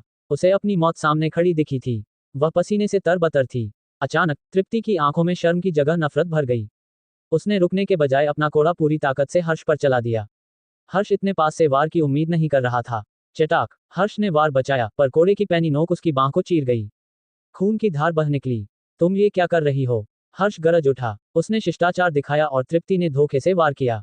तुम्हारी इतनी हिम्मत कि मुझे डराओ, तृप्ति चिल्लाई। उसके पीछे खड़े ओझा परिवार के योद्धा भी आगे बढ़ आए। अर्जुन की आंखें अब बर्फीली हो गई थीं। हर्ष पर हुआ ये प्रहार उसे बर्दाश्त नहीं था। इसका एक हाथ काट दो, तृप्ति ने निर्दयता से आदेश दिया। उस पल अर्जुन और हर्ष के शरीर से निकलने वाली जानलेवा ऊर्जा इतनी बढ़ गई कि आसपास की हवा जम गई। तृप्ति ने मर्यादा लांघी है और अब अर्जुन का धैर्य जवाब दे चुका है। क्या अर्जुन ओझा परिवार के भीतर ही उनके वंशज को दंड देगा? और क्या ओझा मदहोश समय पर पहुंच पाएगा? ओझा तृप्ति आयांगटिंग के शब्दों को सुनकर भीम छू मैंग का चेहरा भी क्रोध से तमतमा उठा और उसके शरीर से एक भयानक आभा और फूट पड़ी। हर्ष फैंडलर ने क्या किया था? उसका हाथ काटने के लिए हवा का एक तेज झोंका आया और वे युवक युवती जो अर्जुन की इन्वेंशन को ओझा परिवार में लाए थे, तीसरे राजकुमार येमो के साथ तुरंत हर्ष के पास पहुंच गए और उसे घेर लिया। अर्जुन और भीम ने खुद को हर्ष के दोनों ओर खड़ा कर लिया और देखते ही देखते प्रशिक्षण मैदान में तनाव का माहौल छा गया। बेशक तृप्ति के लिए यह तनावपूर्ण बिल्कुल नहीं था। उसने पहले कभी किसी के साथ अभ्यास के दौरान इतनी घबराहट महसूस नहीं की थी और अपने गुस्से में वह अपनी भड़ास निकालने के लिए हर्ष का हाथ काटना चाहती थी। उसे इसमें कुछ भी असामान्य या पछतावा महसूस नहीं हुआ, यह उसके लिए एक मामूली बात थी। उसके साथ आए युवक युवती ने चिंता से पूछा, क्या आप ठीक हैं? तृप्ति ने धीरे से सिर हिलाया और फिर वे सब हर्ष को घूरने लगे। कुमारी तृप्ति, अर्जुन की आवाज गूंजी। उसने तृप्ति की आंखों में देखते हुए कहा, आपने ही मेरे दोस्त से अपना सर्वश्रेष्ठ देने को कहा था। कृपया अपने शब्द वापस लें और मेरे दोस्त से माफी मांगें। अर्जुन के पूछताछ भरे लहजे को सुनकर तृप्ति की आंखों में ठंडी चमक कौंधी। तुम कौन होते हो मुझसे इस तरह बात करने वाले? अगर तुम यहाँ से दफा नहीं हुए तो मैं तुम्हारा हाथ भी काट दूंगी। ये वाकई हास्यास्पद है। आपने हमें अभ्यास के लिए आमंत्रित किया, फिर भी आप केवल हार स्वीकार करती हैं, जीत नहीं। इस तरह के स्वभाव के साथ आप और शक्तिशाली बनने का सपना देखती हैं। अगर आप बाहर होती तो अब तक अनगिनत बार मारी जा चुकी होती। अर्जुन का चेहरा पूरी तरह ठंडा पड़ गया। उसके शब्दों ने तृप्ति को सबके सामने शर्मिंदा कर दिया, जिसने गुस्से में कहा, इसका हाथ काटो और अपना भी। नीच लड़की, भीम दहाड़ा। ओझा परिवार के भीतर यह पहली बार था जब तृप्ति को सार्वजनिक रूप से अपमानित किया गया था। इसे मार डालो, तृप्ति गुस्से में चिल्लाई। अर्जुन की आभा अब पूरी तरह प्रकट हो गई। वह ओझा मदहोश आयांग क्वैंगशेंग से मिलने आया था, पर वह जानता था कि मदहोश जैसे महत्वपूर्ण व्यक्ति से मिलना आसान नहीं होगा। लेकिन वे दोस्त थे। वह तृप्ति और मदहोश के रिश्ते के बारे में पक्का नहीं था, शायद वे भाई बहन थे। वह मामले को ज्यादा बिगड़ना नहीं चाहता था, पर अब पानी सिर से ऊपर जा चुका था। मैं ओझा मदहोश को जानता हूँ। यह मेरी आखिरी चेतावनी है। अपने शब्द वापस लें और माफी मांगें, अर्जुन ने कहा। पर तृप्ति के साथियों ने इसे जान बचाने का बहाना समझा। अगर तुम उसे जानते भी हो तो भी तुम्हें मेरे क्रोध का सामना करना पड़ेगा। हमला करो, तृप्ति ने आदेश दिया। भीम ने अपनी कुल्हाड़ी निकाली और उस युवक पर वार किया जो उन्हें यहाँ लाया था, शक्ति भवन स्तर 7। हर्ष ने तीसरे राजकुमार का सामना किया। तभी एक युवती अपनी छोटी तलवार लेकर अर्जुन की ओर झपटी। जैसे ही उसकी तलवार अर्जुन के करीब आई, अर्जुन के शरीर से एक भयानक आसुरी ऊर्जा डेमोनिक चीख निकली। उसकी आंखों में एक चमक कौंधी और उस युवती को अपने सिर में तेज दर्द और भारी दबाव महसूस हुआ। अर्जुन की हथेली आगे बढ़ी। उस युवती को लगा कि अर्जुन अपनी हथेली से उसकी तलवार का मुकाबला करेगा। कितनी धृष्टता! लेकिन तभी अर्जुन की हथेली पर असुर सम्राट डेमन गॉड ट्रांसफॉर्मेशन के भयानक शल्क स्केल्स उभर आए। धूम! एक भयानक बल ने युवती को दूर फेंक दिया। अर्जुन ने तीसरे राजकुमार येमो की ओर देखा और उसकी उंगली के एक इशारे के साथ ही हर्ष का एक स्वर्ण बाण येमो के सिर के पार निकल गया। वह तुरंत ढेर हो गया। अर्जुन ने तृप्ति की ओर देखा। उसकी बर्फीली आंखों ने उसे अंदर तक झकझोर दिया। तभी स्तर 7 का वह युवक अर्जुन का रास्ता रोकने आया। मरने के लिए तैयार हो जाओ। उसने एक काली हथेली का प्रहार ब्लैक पाम प्रिंट छोड़ा। अर्जुन के शरीर का रक्त उबलने लगा। उसने विक्रम पर्वत की दीवार से सीखी दिव्य कला का उपयोग किया। उसकी हथेली से एक गर्जना के साथ नाग मुद्रा ड्रैगन सील निकली। जब दोनों प्रहार टकराए तो नाग मुद्रा ने सब कुछ कुचल दिया। वह युवक हवा में उड़ता हुआ दूर जा गिरा। अर्जुन की विस्फोटक शक्ति किसी प्राचीन हिंसक पशु जैसी थी। पहरेदार और बाकी लोग सन्न रह गए। तृप्ति पीछे हटने लगी, पर अर्जुन की मानसिक शक्ति ने उसके सिर में असहनीय दर्द पैदा कर दिया। जब उसने आंखें खोली तो अर्जुन का हाथ उसके गले पर था। रुको! चारों ओर खड़े लोग चिल्लाए। ओझा परिवार के गढ़ में तृप्ति को बंधक बना लिया गया था। जाओ ओझा मदहोश को ढूंढकर यहाँ लाओ, अर्जुन ने गरज कर कहा। एक युवती तुरंत वहां से भाग निकली। अर्जुन ने तृप्ति को घसीटते हुए हर्ष के सामने खड़ा कर दिया। चूंकि तुम खुद माफी नहीं मांगना चाहती तो मुझे तुम्हारी मदद करनी होगी। धूम! अर्जुन ने तृप्ति को हर्ष के सामने घुटनों के बल बैठने पर मजबूर कर दिया। मैदान में मौजूद लोग अपनी आंखों पर यकीन नहीं कर पा रहे थे। पागल! ये युवक पागल था। उसने ओझा तृप्ति को घुटने टेकने पर मजबूर कर दिया। तभी आसमान से कई शक्तिशाली विशेषज्ञ वहां पहुंचे। एक सफेद वस्त्र पहने सुंदर युवक ने अर्जुन को घूरते हुए कहा, उसे छोड़ दो। युवक, क्या तुम जानते हो तुम क्या कर रहे हो? एक वृद्ध ने भी अर्जुन पर भारी मानसिक दबाव डाला। अर्जुन ने हार नहीं मानी। मेरे दोस्त का तृप्ति के साथ अभ्यास मुकाबला था। वह जीत गया तो तृप्ति उसका हाथ काटना चाहती थी। मैंने माफी मांगने को कहा तो उसने मेरा हाथ काटने को कहा। क्या वह हमें गुलाम समझती है? मान्यवर, आप ही बताएं, मुझे क्या करना चाहिए? वृद्ध के चेहरे पर नाराजगी थी। तृप्ति का व्यवहार उसकी गरिमा के अनुकूल नहीं था। पर सफेद वस्त्र वाले युवक ने कहा, तुम्हारी जान भी इस अपराध के प्रायश्चित के लिए काफी नहीं है। लगता है ये घुटने टिकवाना कम था, अर्जुन ने कहा और अपना हाथ तृप्ति के सिर पर दबाया। धूम! तृप्ति का सिर सीधे जमीन से टकराया। अगर मेरे भाई का एक हाथ कटा तो इसकी 10 जिंदगियां भी कम पड़ेंगी, अर्जुन ने दहाड़कर जवाब दिया। बहुत खूब। तभी एक और समूह वहां पहुंचा। एक नीले वस्त्रों वाला युवक, जिसके काले बाल हवा में लहरा रहे थे, भीड़ को चीरते हुए आगे आया। उसने वृद्धों की ओर देखा और कहा, मैंने सब सुन लिया है। तृप्ति का व्यवहार ओझा परिवार की महिला के योग्य नहीं है। उसने हमारे परिवार का अपमान किया है। मेरा सुझाव है कि उसे ओझा परिवार से बाहर निकाल दिया जाए। इन अहंकारी शब्दों ने पूरे मैदान को सन्न कर दिया। पागल, यहाँ एक नहीं, दो पागल थे। वह नया युवक कोई और नहीं, ओझा मदहोश आयांग क्वैंगशिंग था। अर्जुन और मदहोश आखिरकार मिल गए हैं, पर स्थिति अत्यंत तनावपूर्ण है। क्या मदहोश अपने ही परिवार के खिलाफ जाकर अर्जुन का साथ देगा? और तृप्ति का क्या हश्र होगा? सफेद वस्त्रों में लिपटे उस सुंदर युवक, रणविजय के समान दिखने वाला ओझा परिवार का एक और योद्धा की आवाज ने एक पल के लिए शून्य को शांत कर दिया। अर्जुन कीन वेंशेंट ने मुस्कुराते हुए ओझा मदहोश आयांग क्वैंगशिंग की ओर देखा। जब उसने ओझा तृप्ति आयांगटिंग को मदहोश का नाम बताया था, तब भी वह उसे मारना चाहती थी। अर्जुन तभी समझ गया था कि इनके बीच के रिश्ते अच्छे नहीं हो सकते, वरना तृप्ति इतनी निडर न होती। अब जब मदहोश सामने था, उसका स्वभाव बिल्कुल वैसा ही था जैसा अर्जुन ने पिछली मुलाकातों में देखा था, निडर, स्पष्ट और न्यायप्रिय। जमीन पर घुटनों के बल बैठी तृप्ति ने अपना सिर उठाया। उसके माथे से खून की एक पतली लकीर बह रही थी। उसने नफरत से मदहोश की ओर देखा और बोली, ओझा मदहोश, मेरी रगों में भी वही ओझा रग बहता है जो तुम्हारी रगों में है। फिर भी, जब एक बाहरी व्यक्ति मेरे साथ ऐसा व्यवहार कर रहा है, तो तुम इतने निष्ठुर शब्द बोल रहे हो। क्या तुम सच में ओझा परिवार के सदस्य हो? आसमान में खड़े उस सफेद वस्त्र वाले युवक, जिसका नाम आकाश डुएन कंशन था, ने भी मदहोश को घूरते हुए कहा, ओझा मदहोश, तुम बहुत आगे बढ़ रहे हो। आकाश ओझा परिवार का एक बाहरी दिग्गज था। अपनी असाधारण प्रतिभा के बल पर उसने ओझा उपनाम हासिल किया था और मुख्य वंश के एक शक्तिशाली बुजुर्ग का शिष्य बन गया था। वह नियति सूची डेस्टिनी रैंकिंग का एक मजबूत योद्धा था। आकाश तृप्ति से विवाह करना चाहता था ताकि वह पूरी तरह ओझा परिवार का हिस्सा बन सके और भविष्य में उत्तराधिकारी के पद पर दावा ठोक सके। तृप्ति के गुट के कई लोग इस गठबंधन के पक्ष में थे। लेकिन अब एक अजनबी ने ओझा परिवार के भीतर ही तृप्ति का ये हाल कर दिया था, और मदहोश उल्टा तृप्ति को ही फटकार रहा था। ये दृश्य सबको अविश्वसनीय लग रहा था। मेरे ओझा वंश के रक्त में इतनी नीचता नहीं होनी चाहिए, मदहोश ने आकाश की आंखों में झांकते हुए कहा। ओझा वंश का वंशज होने के नाते, युद्ध में जीत ताकत से होती है और हार को गरिमा से स्वीकार किया जाता है। अगर तुम हार जाओ, तो किसी का हाथ काटने की मांग करना कायरता है, खासकर तब जब तुमने खुद उन्हें लड़ने के लिए मजबूर किया हो। क्या ये हमारे परिवार का अपमान नहीं है? या तुम, आकाश, इस नीचता पर गर्व करते हो? मदहोश ने आगे कहा, आकाश, मत भूलो कि तुम यहाँ तक कैसे पहुंचे हो। अगर ओझा परिवार का हर सदस्य तृप्ति जैसा होता, और हर बार किसी ओझा सदस्य को हराने पर तुम्हें अपना एक हाथ कटवाना पड़ता, तो तुम्हारे पास कितने हाथ बचते? अगर ऐसी रीत होती, तो कौन बाहरी व्यक्ति हमसे जुड़ता?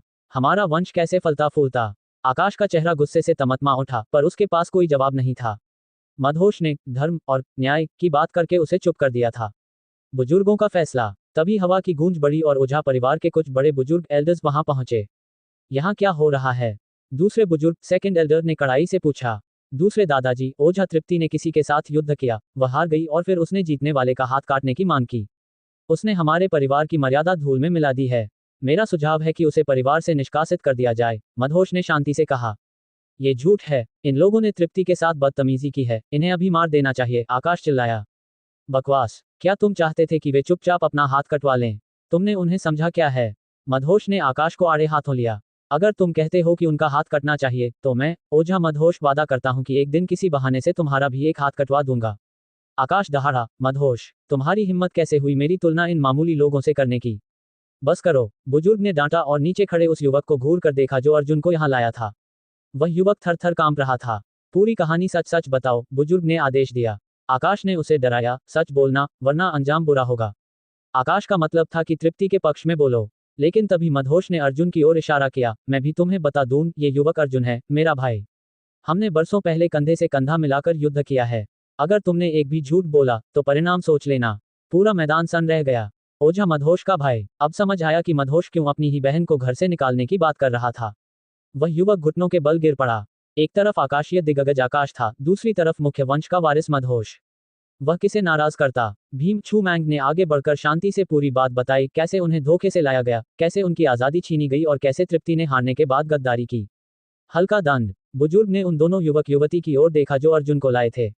क्या ये सच है? जी, हमसे भूल हो गई, युवक ने सिर झुका लिया।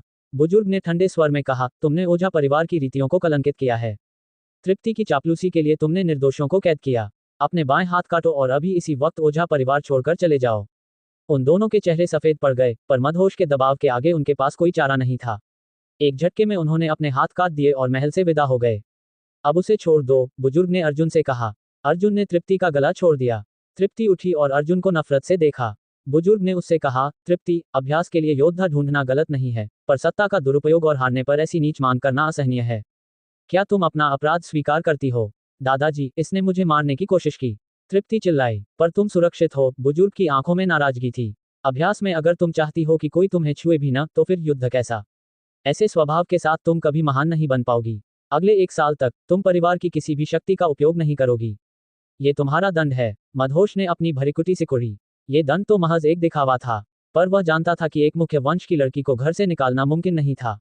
और इन तीनों के लिए कोई सजा नहीं है, क्योंकि इन्हें मजबूर किया गया था, बुजुर्ग ने मामले को खत्म करते हुए कहा। तृप्ति का चेहरा गुस्से से काला पड़ गया था। उसे अर्जुन के सामने घुटने टेकने पड़े थे और अर्जुन को कोई सजा नहीं मिली।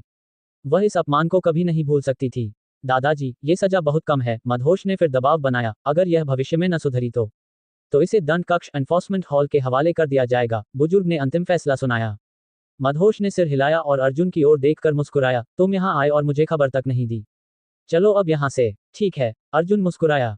वह जानता था कि आज वह सिर्फ मदहोश की वजह से बचा है, वरना ओझा परिवार के बीच उनके ही सदस्य को घुटने टिकवाना मौत को बुलावा देने जैसा था। अर्जुन और मदहोश फिर से एक साथ हैं, पर तृप्ति और आकाश की नफरत अब अर्जुन के लिए एक नया संकट बन गई है। क्या मदहोश अर्जुन को ओझा परिवार के भीतर सुरक्षित रख पाएगा? ओझा मदहोश आयांक्वांगशेंग अर्जुन की इन्वेंशन और उसके साथियों के साथ वहां से निकल गया, जिससे पीछे खड़ी भीड़ हतप्रभ रह गई। मदहोश के कड़े हस्तक्षेप के कारण अर्जुन, जिसने ओझा तृप्ति आयांगटिंग को घुटने टिकवाए थे, उसे कोई सजा नहीं मिली। तृप्ति के लिए यह उसके जीवन का सबसे बड़ा अपमान था। उसने गुस्से में अपने होंठ चबा लिए, जिससे उसके मुंह से खून की एक पतली लकीर निकल आई। आकाश ड्यूअन कंशन हवा की तरह उड़कर तृप्ति के पास पहुंचा। उसने उसका हाथ थामकर धीरे से कहा, उसे इसकी कीमत चुकानी पड़ेगी। तृप्ति ने दृढ़ता से सिर हिलाया। अगर मैंने उसे नहीं मारा, तो मैं किसी को मुंह दिखाने लायक नहीं रहूंगी। वह ओझा परिवार की मुख्य वंशज थी। अगर यह बात फैली, तो लोग उसका मजाक उड़ाएंगे। आसमान में खड़े बुजुर्ग ने उन्हें साधना पर ध्यान देने की सलाह दी। उन्होंने आकाश से कहा कि वह इस साल आकाशीय शक्ति टियंगांग रेल्म तक पहुंचने की कोशिश करे, वरना नियति सूची डेस्टिनी रैंकिंग में अपनी जगह मजबूत करे। मदहोश का महल और भविष्य की योजना। मदहोश अर्जुन और अन्य लोगों को अपने निवास स्थान पर ले गया, जो इस विशाल किले के सबसे ऊंचे शिखर पर स्थित था। ये महल किसी साधारण परिवार के पूरे घर जितना बड़ा था। वे एक मखमली घास के मैदान पर बैठे थे, जहां से पूरा विक्रम नगर कैंगजू सिटी किसी खिलौने जैसा छोटा दिख रहा था। क्या नजारा है, भाई, मोटा हर्ष फैंडलर मुग्ध होकर बोला। ये होती है हैसियत। यहाँ की दासियां भी अप्सराओं जैसी सुंदर थीं, जिन्हें देखकर हर्ष की आंखें चमक उठीं। तुम्हारा स्तर क्या है? मदहोश ने सीधे मुद्दे की बात की। शक्ति भवन का 5वां स्तर, यूएनफ्यू 5th लेवल, तुमसे एक स्तर कम, अर्जुन ने सहजता से बताया। मदहोश ने उसे एक अजीब नजर से देखा। तुमने तृप्ति को जिस तरह हराया, उससे लगता है कि तुम्हारी युद्ध क्षमता 5वें स्तर से कहीं ज्यादा है। अगर मैं अपनी पूरी ताकत झोंक दूं, तो मैं अपने से 2 स्तर ऊंचे योद्धा से लड़ सकता हूं, अर्जुन ने कहा। वह भीम छू मैंग के साथ अक्सर अभ्यास करता था। 3 स्तर ऊपर यानी 8वें स्तर के योद्धा से लड़ना मुश्किल था, क्योंकि तब नक्षत्र शक्ति स्टार ओरिजिन पावर का अंतर बहुत ज्यादा हो जाता है और शत्रु की इच्छा शक्ति मार्शल विल भी चरम पर होती है। आर्यावर्त की नियति और शाही भाग्य। अर्जुन ने मदहोश को देश छोड़ने के बाद की अपनी यात्रा बताई। जब मदहोश को पता चला कि अर्जुन एक चतुर्थ श्रेणी का मुद्रण सम्राट बन चुका है, तो वह दंग रह गया। एक मुद्रण सम्राट की हैसियत आकाशीय शक्ति वाले योद्धा से कम नहीं होती। तुमने कहा कि तुम्हें नियति सूची डेस्टिनी रैंकिंग के शीर्ष 3 में आना है, मदहोश ने पूछा। हाँ, यह अनिवार्य है, अर्जुन ने दृढ़ता से कहा। इस साल के अंत में एक बड़ा अवसर है, मदहोश ने समझाया। हर 3 साल में आर्यावर्त साम्राज्य ग्रेट शियर डायनेस्टी के सबसे प्रतिभाशाली युवा राजधानी किंजू सिटी में जुटते हैं। वे पूर्वजों को नमन करते हैं और शाही भाग्य इंपीरियल लक के लिए लड़ते हैं। इसी दौरान नियति सूची को पूरी तरह से नया रूप दिया जाता है। पर हमारे पास सिर्फ 1 साल है। हमें इस 1 साल में अपनी शक्ति को चरम पर पहुंचाना होगा, मदहोश ने सचेत किया। अद्वितीय लोक, वर्ल्ड ऑफ पीएलएस। तभी एक सुंदर और चंचल युवती वहां आई। तो ये वही लोग हैं जिन्होंने बाहर हंगामा मचाया है, मदहोश ने परिचय कराया। यह मेरी छोटी बहन है, ओझा ओस आयांग शाओलू। बहुत खूबसूरत, हर्ष ने मुस्कुराते हुए कहा। ओस लगभग 18-19 साल की थी। उसकी सुंदरता में एक मासूमियत और शरारत थी। शुक्रिया, पर तुम्हारी आंखें बहुत शरारती हैं। पक्का तुम कोई रंगीले इंसान हो, उसने खिलखिलाकर कहा, जिससे हर्ष का चेहरा शर्म से लाल हो गया। चलो, मैं तुम्हें एक शानदार जगह ले चलता हूं, मदहोश की आंखों में चमक आई। वे उड़कर शहर के भीतर ही स्थित एक गुप्त पहाड़ी श्रृंखला की ओर बढ़े। अर्जुन ने सामने एक विशाल द्वार देखा, जिस पर 3 शब्द उकेरे थे, अद्वितीय लोक, वर्ल्ड ऑफ पीएलएस। विक्रम नगर की सबसे अद्वितीय जगह, प्रतिभाओं की पवित्र भूमि, मदहोश ने गर्व से कहा। विक्रम नगर के जितने भी दिग्गज नियति सूची या आकाशीय सूची में शामिल थे वे सब यहाँ से होकर गुजरे थे। जैसे ही वे अंदर पहुंचे वहां मौजूद अन्य युवा योद्धाओं ने अर्जुन और उसके साथियों को शक की नजरों से देखा। मदहोश, तुम अजनबियों को यहाँ ले आए, एक ने व्यंग्य किया। जल्द ही ये अजनबी नहीं रहेंगे, मदहोश मुस्कुराया। उसे यकीन था कि अर्जुन की प्रतिभा इस अद्वितीय लोक को हिलाकर रख देगी। अर्जुन अद्वितीय लोक में प्रवेश कर चुका है जहां उसे अपनी श्रेष्ठता सिद्ध करनी होगी। क्या वह इस प्रतिभाओं की भूमि में खुद को स्थापित कर पाएगा? और तृप्ति का प्रतिशोध उसे यहाँ किस तरह घेरेगा? जैसे जैसे अर्जुन की इन्वेंशन की जिज्ञासा बढ़ रही थी, अचानक शून्य में एक आकृति प्रकट हुई जो बड़े गर्व के साथ खड़ी थी और उससे एक राजसी आभा और फूट रही थी।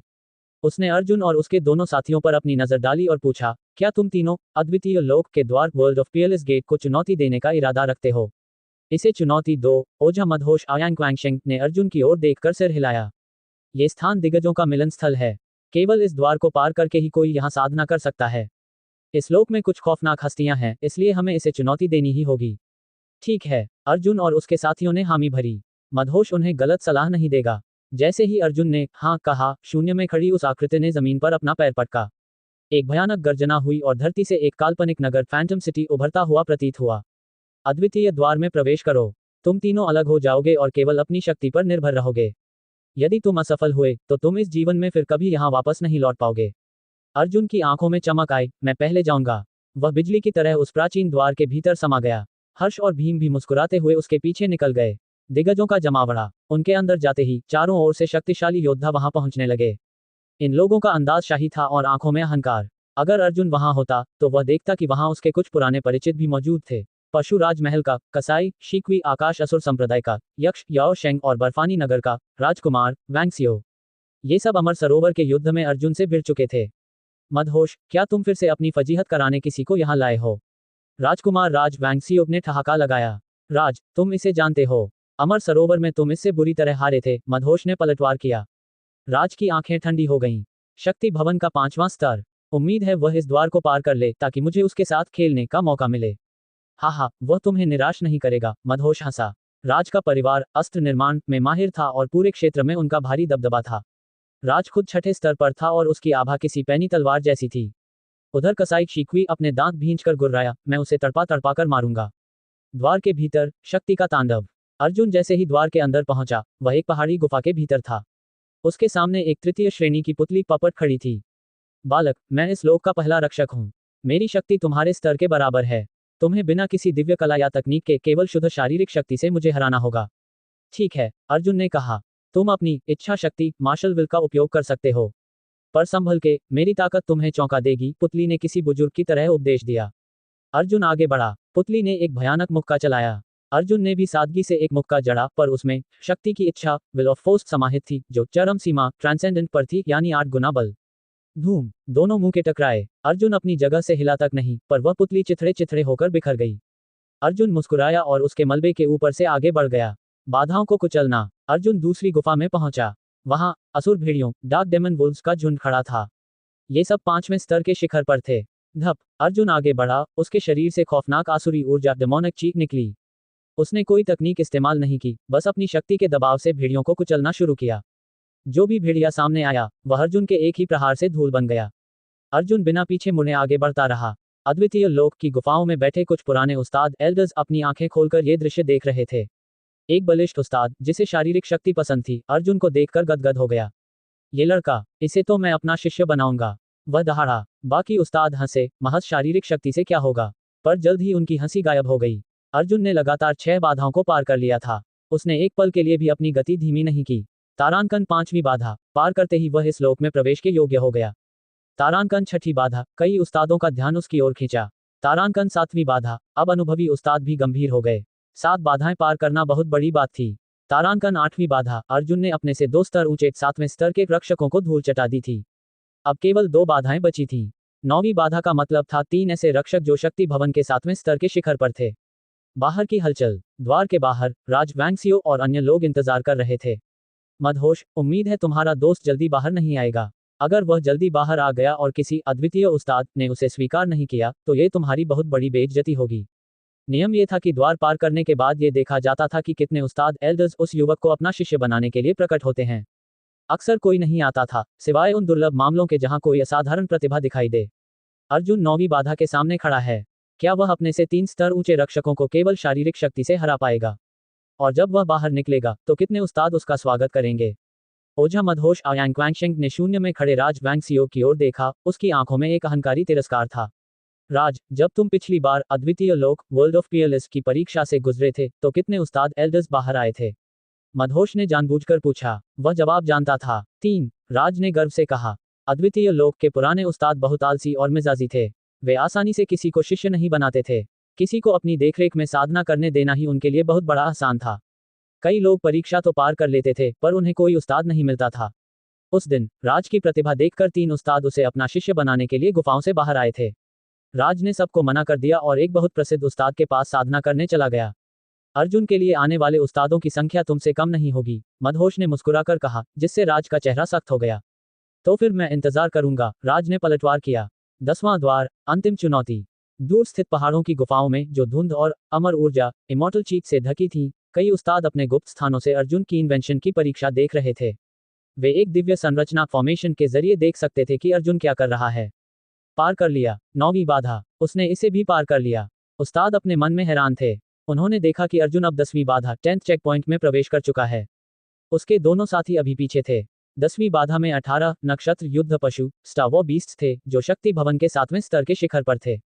हर एक हमला अर्जुन को चीर देने के लिए पर्याप्त था। उस्ताद देख रहे थे कि अर्जुन पागलों की तरह रक्षा कर रहा है और बीच बीच में प्रहार भी। उसके शरीर से फूटने वाली नक्षत्र शक्ति स्टार ओरिजिन पावर किसी दिव्य कला के विस्फोट जैसी थी। सबसे आश्चर्यजनक उसका फुटवर्क था। वह चलते चलते जमीन पर तृतीय श्रेणी के मुद्रण डिवाइन इंस्क्रिप्शंस उकेर रहा था ताकि अपनी रक्षा को अभेद्य बना सके। अविश्वसनीय, उसने अपनी रक्षा कर ली। एक बलिष्ठ उस्ताद दहाड़ा, ये लड़का बिल्कुल मेरे जैसा है। पर अब कोई मौका नहीं बचा, वह पुराना उस्ताद उसे जरूर हथिया लेगा। एक दूसरी गुफा में एक अलसाया हुआ वृद्ध लेटा हुआ था। उसकी आंखों में चमक आई। चलते चलते तृतीय श्रेणी का मुद्रण, इसकी गति तो मेरे जवानी के दिनों से भी तेज है। जल्द ही अर्जुन के मुद्रण जुड़ने लगे और एक शक्तिशाली वार किया जिससे 10वीं बाधा भी टूट गई। हिमकुमारी का रहस्यमयी मुकाबला। जैसे ही अर्जुन 10वीं बाधा से बाहर निकलने वाला था, उसके सामने एक युवती प्रकट हुई। उसके वस्त्र बर्फ की तरह सफेद और शुद्ध थे। उसकी त्वचा बर्फ की तरह कोमल थी और उसके चारों ओर एक ठंडी आभा थी। वह नव्या कंगक जैसी दिखती थी, पर उसका अंदाज अलग था। वह एक हिमकमल आइस लोटस की तरह थी। वह शक्ति भवन के 8वें स्तर पर थी। मुद्रण की शक्ति पर निर्भर मत रहो, अपनी पूरी ताकत से मुझसे लड़ो, मैं अपनी शक्ति को थोड़ा काबू में रखूंगी। युवती की आवाज भी उतनी ही ठंडी थी। अर्जुन तैयार हो गया। उसकी आसुरी ऊर्जा और रक्त शक्ति ब्लडलाइन एक साथ भड़की। वह एक डरावने दैत्य की तरह उसकी ओर झपटा। उसने नाग मुद्रा ड्रैगन सील से प्रहार किया, पर उसे ऐसा महसूस हुआ मानो वह बर्फ के संसार में खड़ा हो। युवती की इच्छा शक्ति मार्शल विल पूर्णता परफेक्शन के स्तर पर थी। चरम सीमा ट्रांसेंडेंट से भी ऊपर, यह आकाशीय शक्ति टियंगांग रेल्म में प्रवेश करने की आधारशिला होती है। अर्जुन ने हार नहीं मानी। उसने अपनी आकाश भेदी उंगली सेवरिंग स्काई फिंगर का उपयोग किया। आसुरी ऊर्जा ने बर्फ के बवंडर को चीर दिया। प्रहारों के टकराव से भीषण ऊर्जा निकली। युवती ने हमला रोक दिया और उसकी बर्फीली आंखों में आश्चर्य की चमक आई। तुम्हारी युद्ध क्षमता बहुत शक्तिशाली है, उसने फुसफुसाते हुए कहा और ओझल हो गई। सन्नाटा और उपहास। अर्जुन जैसे ही द्वार से बाहर निकला, वह बर्फ से ढका हुआ था और ठंड से कांप रहा था। वह हवा में तैरते हुए देख रहा था कि हर्ष और भीमा भी अंदर ही हैं। उफ, बहुत ठंड है, अर्जुन बुदबुदाया। उसने देखा कि बाहर सब उसे घूर रहे हैं। बड़ी जल्दी बाहर आ गए, राज वैंगसियोक ने व्यंग्य किया। अर्जुन बहुत कम समय अंदर रहा था और बर्फ से लथपथ था। राज को लगा कि अर्जुन असफल हो गया है। राज ने दूर पहाड़ों की ओर देखा। कोई भी उस्ताद एल्डर बाहर नहीं आया था। वहां गहरा सन्नाटा था। मदहोश आयांग क्वैंगशेंग के माथे पर बल पड़ गए। उसे समझ नहीं आया कि ऐसा कैसे हो सकता है। क्या अर्जुन ने उसे अपनी शक्ति के बारे में झूठ बोला था? पर यह नामुमकिन था। राज ने ठहाका लगाया, एक भी उस्ताद प्रकट नहीं हुआ। मदहोश, देश छोड़ने के बाद तुम्हारा दोस्त इतना गिर गया है। मुझे दुख है कि तुम अब भी इसकी डींगे हाँक रहे हो। अर्जुन ने ऊपर देखा और राज को पहचान लिया। उसे समझ नहीं आया कि एक भी उस्ताद प्रकट नहीं हुआ का क्या मतलब था, क्योंकि वह तो 10 द्वार पार करके आया था। अर्जुन ने 10 द्वार पार किए और हिमकुमारी से मुकाबला भी किया, फिर भी कोई उस्ताद उसे लेने क्यों नहीं आया? क्या ये कोई साजिश है या अर्जुन की शक्ति अभी भी किसी की नजरों में कम है? अगले अध्याय में देखें उस्तादों की सभा। क्या आप चाहते हैं कि मैं अगले अध्याय में उन गुप्त गुफाओं के भीतर होने वाली बहस का वर्णन करूं जहां उस्ताद अर्जुन को अपना शिष्य बनाने के लिए आपस में भिड़ रहे हैं? ओझा मदहोश भी उलझन में था। ऐसा लग रहा था कि वास्तव में कोई हलचल नहीं हुई है। उसकी नजर शून्य लोक वॉइड रेल्म पर पड़ी और उन लोगों की आंखों में हल्की मुस्कान देखकर मदहोश को बेहद निराशा हुई। उनके होठों की मुस्कान में व्यंग्य सा था, मानो वे किसी मजाक को देख रहे हों। स्पष्ट था कि वे अर्जुन की इन्वेंशन को एक मजाक समझ रहे थे, और मदहोश को भी। शून्य लोक में, जिसने संरचना फॉर्मेशन को सक्रिय किया था, उसने अर्जुन की ओर देखा और कहा, बधाई हो, आपने अद्वितीय लोक द्वार की परीक्षा उत्तीर्ण कर ली है। अब से आप यहाँ स्वतंत्र रूप से आ जा सकते हैं। हालांकि पर्वतों पर स्थित 36 साधना कक्षों 36 कल्टिवेशन हॉल्स में बिना अनुमति या सिफारिश के प्रवेश वर्जित है। उस व्यक्ति ने अजीब भाव से अर्जुन को देखा। उसे उम्मीद थी कि कई उस्ताद बाहर आएंगे, लेकिन यहाँ असामान्य रूप से शांति थी। मार्गदर्शन के लिए धन्यवाद, वरिष्ठ, अर्जुन ने सिर हिलाया। हाँ, मुझे डर है कि तुम्हें कभी अनुमति नहीं मिलेगी। एक जंगली अट्टहास गूंजा। अर्जुन ने देखा कि आधा असुर, कसाई शिकवी आगे बढ़ा। वह 2 मीटर लंबा, दैत्य जैसा बलिष्ठ और भयानक लग रहा था। लगता है यह अद्वितीय लोक वास्तव में एक असाधारण स्थान है। पशु राजमहल के लोग भी यहाँ साधना करने आए हैं, अर्जुन ने मन ही मन सोचा और कसाई की नजरों का सामना शांत भाव से किया। आज मैं इस नए लड़के को सबक सिखाऊंगा। ओझा मदहोश, तुम बीच में मत आना, कसाई गुर्राया। मदहोश ने अर्जुन की ओर देखा, जिसने शांति से पूछा, अद्वितीय लोक में लड़ाई किस हद तक की जा सकती है? जब तक तुम किसी को मारते या अपाहिज नहीं करते, सब ठीक है। मदहोश अर्जुन की शांत नजरों से थोड़ा ठिठका, फिर उसकी आंखों में एक चमक आई। ठीक है, अर्जुन ने सिर हिलाया। कसाई बिजली की गति से झपटा। उसकी विशाल बांह किसी हिंसक पशु के पंजे जैसी थी, जो अर्जुन को कुचल देने के लिए बढ़ी। अर्जुन ने अपनी मुट्ठी भींची और उसकी बांह पर आसुरी ऊर्जा डेमोनिक ची उमड़ पड़ी, जो किरिन बांह चीलिनाम में बदल गई। धूम, दो भयानक शक्तियां टकराईं। सबको लगा अर्जुन उड़ जाएगा, पर वह अपनी जगह पर अडिग रहा। उसने कसाई की आंखों में झांका। कसाई की नजरें जड़ हो गईं, उसे अचानक गहरी नींद आने लगी और उसकी चेतना धुंधली पड़ गई। धप, अर्जुन का मुक्का फिर से गरजा। कसाई दूर जा गिरा। अर्जुन ने उसे संभलने का मौका नहीं दिया। एक के बाद एक मुक्कों की बौछार हुई। उस विशाल आधे असुर की खाल उधड़ गई और वह लहूलुहान होकर तड़पने लगा। अब से, जहां मैं हूं, वहां तुम दिखाई मत देना, अर्जुन की ठंडी आवाज गूंजी। उसने एक आखिरी प्रहार किया और कसाई का लहूलुहान शरीर धूल चाटने लगा। उस्तादों का चुनाव। सब सन थे। कसाई जैसा शक्तिशाली योद्धा अर्जुन की शुद्ध शारीरिक शक्ति के सामने टिक नहीं पाया। अर्जुन ने राज वैंगसियो की ओर देखा, अगर तुम लड़ना चाहते हो, तो मैं यहीं हूं। राज चुप रहा, पर उसके मन में ईर्ष्या जल रही थी। मदहोश ने अर्जुन को समझाया, पहाड़ों पर 36 कक्ष हैं जहां बड़े उस्ताद साधना करते हैं। अगर वे चाहें, तो तुम्हें अपना शिष्य बना सकते हैं। जब राज यहां आया था, तो 3 उस्ताद उसे लेने आए थे। ओह, तो मेरे लिए कोई नहीं आया, ये शर्मनाक है, अर्जुन ने पूछा। थोड़ा सा, मदहोश ने हामी भरी। तभी हर्ष फैनल और भीम छूमैंग भी बाहर आ गए। भीम 6ठे द्वार तक पहुंचा था और हर्ष 7वें तक। उनकी बातचीत सुनकर लोग हैरान थे कि इन दोनों ने भी अच्छा प्रदर्शन किया है। अचानक एक तेजस्वी व्यक्ति प्रकट हुआ जिसकी आंखों से सुनहरी रोशनी निकल रही थी। बाण सम्राट एरो किंग, तुम्हारी बाण कला और मानसिक ऊर्जा कमाल की है। क्या तुम मेरे शिष्य बनोगे? बाण सम्राट ने हर्ष से पूछा। आप कितने ताकतवर हैं? हर्ष ने शरारत से पूछा। लोग दंग थे कि वह एक आकाशीय दिग्गज से ऐसा सवाल कर रहा है। मैं आकाशीय सूची हेवनली डिपर रैंकिंग्स का योद्धा हूं, बाण सम्राट मुस्कुराया। हर्ष तुरंत झुक गया, गुरुदेव को शिष्य का प्रणाम। तभी एक और बलिष्ठ व्यक्ति आया, जिसने कमीज नहीं पहनी थी। उसने भीम को अपना शिष्य स्वीकार कर लिया। मुझे सीधे सादे लोग पसंद हैं, उसने हंसते हुए कहा। 36 पर्वतों का रहस्य। बाण सम्राट और उस बलिष्ठ उस्ताद ने अर्जुन की ओर देखा और आह भरी, कितना दुखद है। उन्हें लगा अर्जुन को किसी ने नहीं चुना। उन्होंने अर्जुन को अपने कक्षों में आने का न्योता दिया। तभी दूर से एक ऐसी युवती आई जो किसी अप्सरा जैसी लग रही थी। वह वही हिमकमल जैसी लड़की थी जिससे अर्जुन ने अंदर मुकाबला किया था। उसकी उपस्थिति ने सबका ध्यान खींच लिया। युवती अर्जुन के पास रुकी और उसकी आंखों में झांका। उसकी आवाज बिजली की कड़क जैसी थी जो सबके कानों में गूंज उठी। मैं यहाँ तुम्हें ये बताने आई हूँ कि 36 के 36 साधना कक्ष तुम्हारे लिए खुले हैं। तुम जब चाहो किसी भी पर्वत पर जाकर साधना कर सकते हो। पूरा मैदान सन रह गया। 36 के 36 कक्ष अर्जुन के लिए खुले थे। इसका मतलब था कि हर एक उस्ताद उसे अपना शिष्य बनाना चाहता था, या फिर किसी उससे भी बड़ी शक्ति ने उसे यह अधिकार दिया था। अर्जुन को वह सम्मान मिला है जो अद्वितीय लोक के इतिहास में विरला है। अब 36 पर्वतों की कौन सी गुप्त कला अर्जुन को और शक्तिशाली बनाएगी? और राज और कसाई इस अपमान का बदला कैसे लेंगे? अगले अध्याय में देखें, 36 पर्वतों का सम्राट। क्या आप चाहते हैं कि मैं अगले अध्याय में अर्जुन द्वारा सबसे ऊंचे पर्वत पर जाकर उस रहस्यमयी गुरु से मिलने का वर्णन करूं जिसने उसे यह विशेष अधिकार दिया है? वह श्वेत वस्त्रधारी युवती, जो हिमपात की तरह धवल वस्त्रों में थी, अपना संदेश छोड़कर ओझल हो गई। उसके जाते ही पूरे अद्वितीय लोक, वर्ल्ड ऑफ पीएलएस के शून्य क्षेत्र, वॉइड रेल्म में एक गहरा और पूर्ण सन्नाटा छा गया। 36 पर्वत 36 माउंटेन्स वे प्राचीन शिखर हैं जहां 36 अत्यंत कुशल और वरिष्ठ उस्ताद अपनी साधना करते हैं।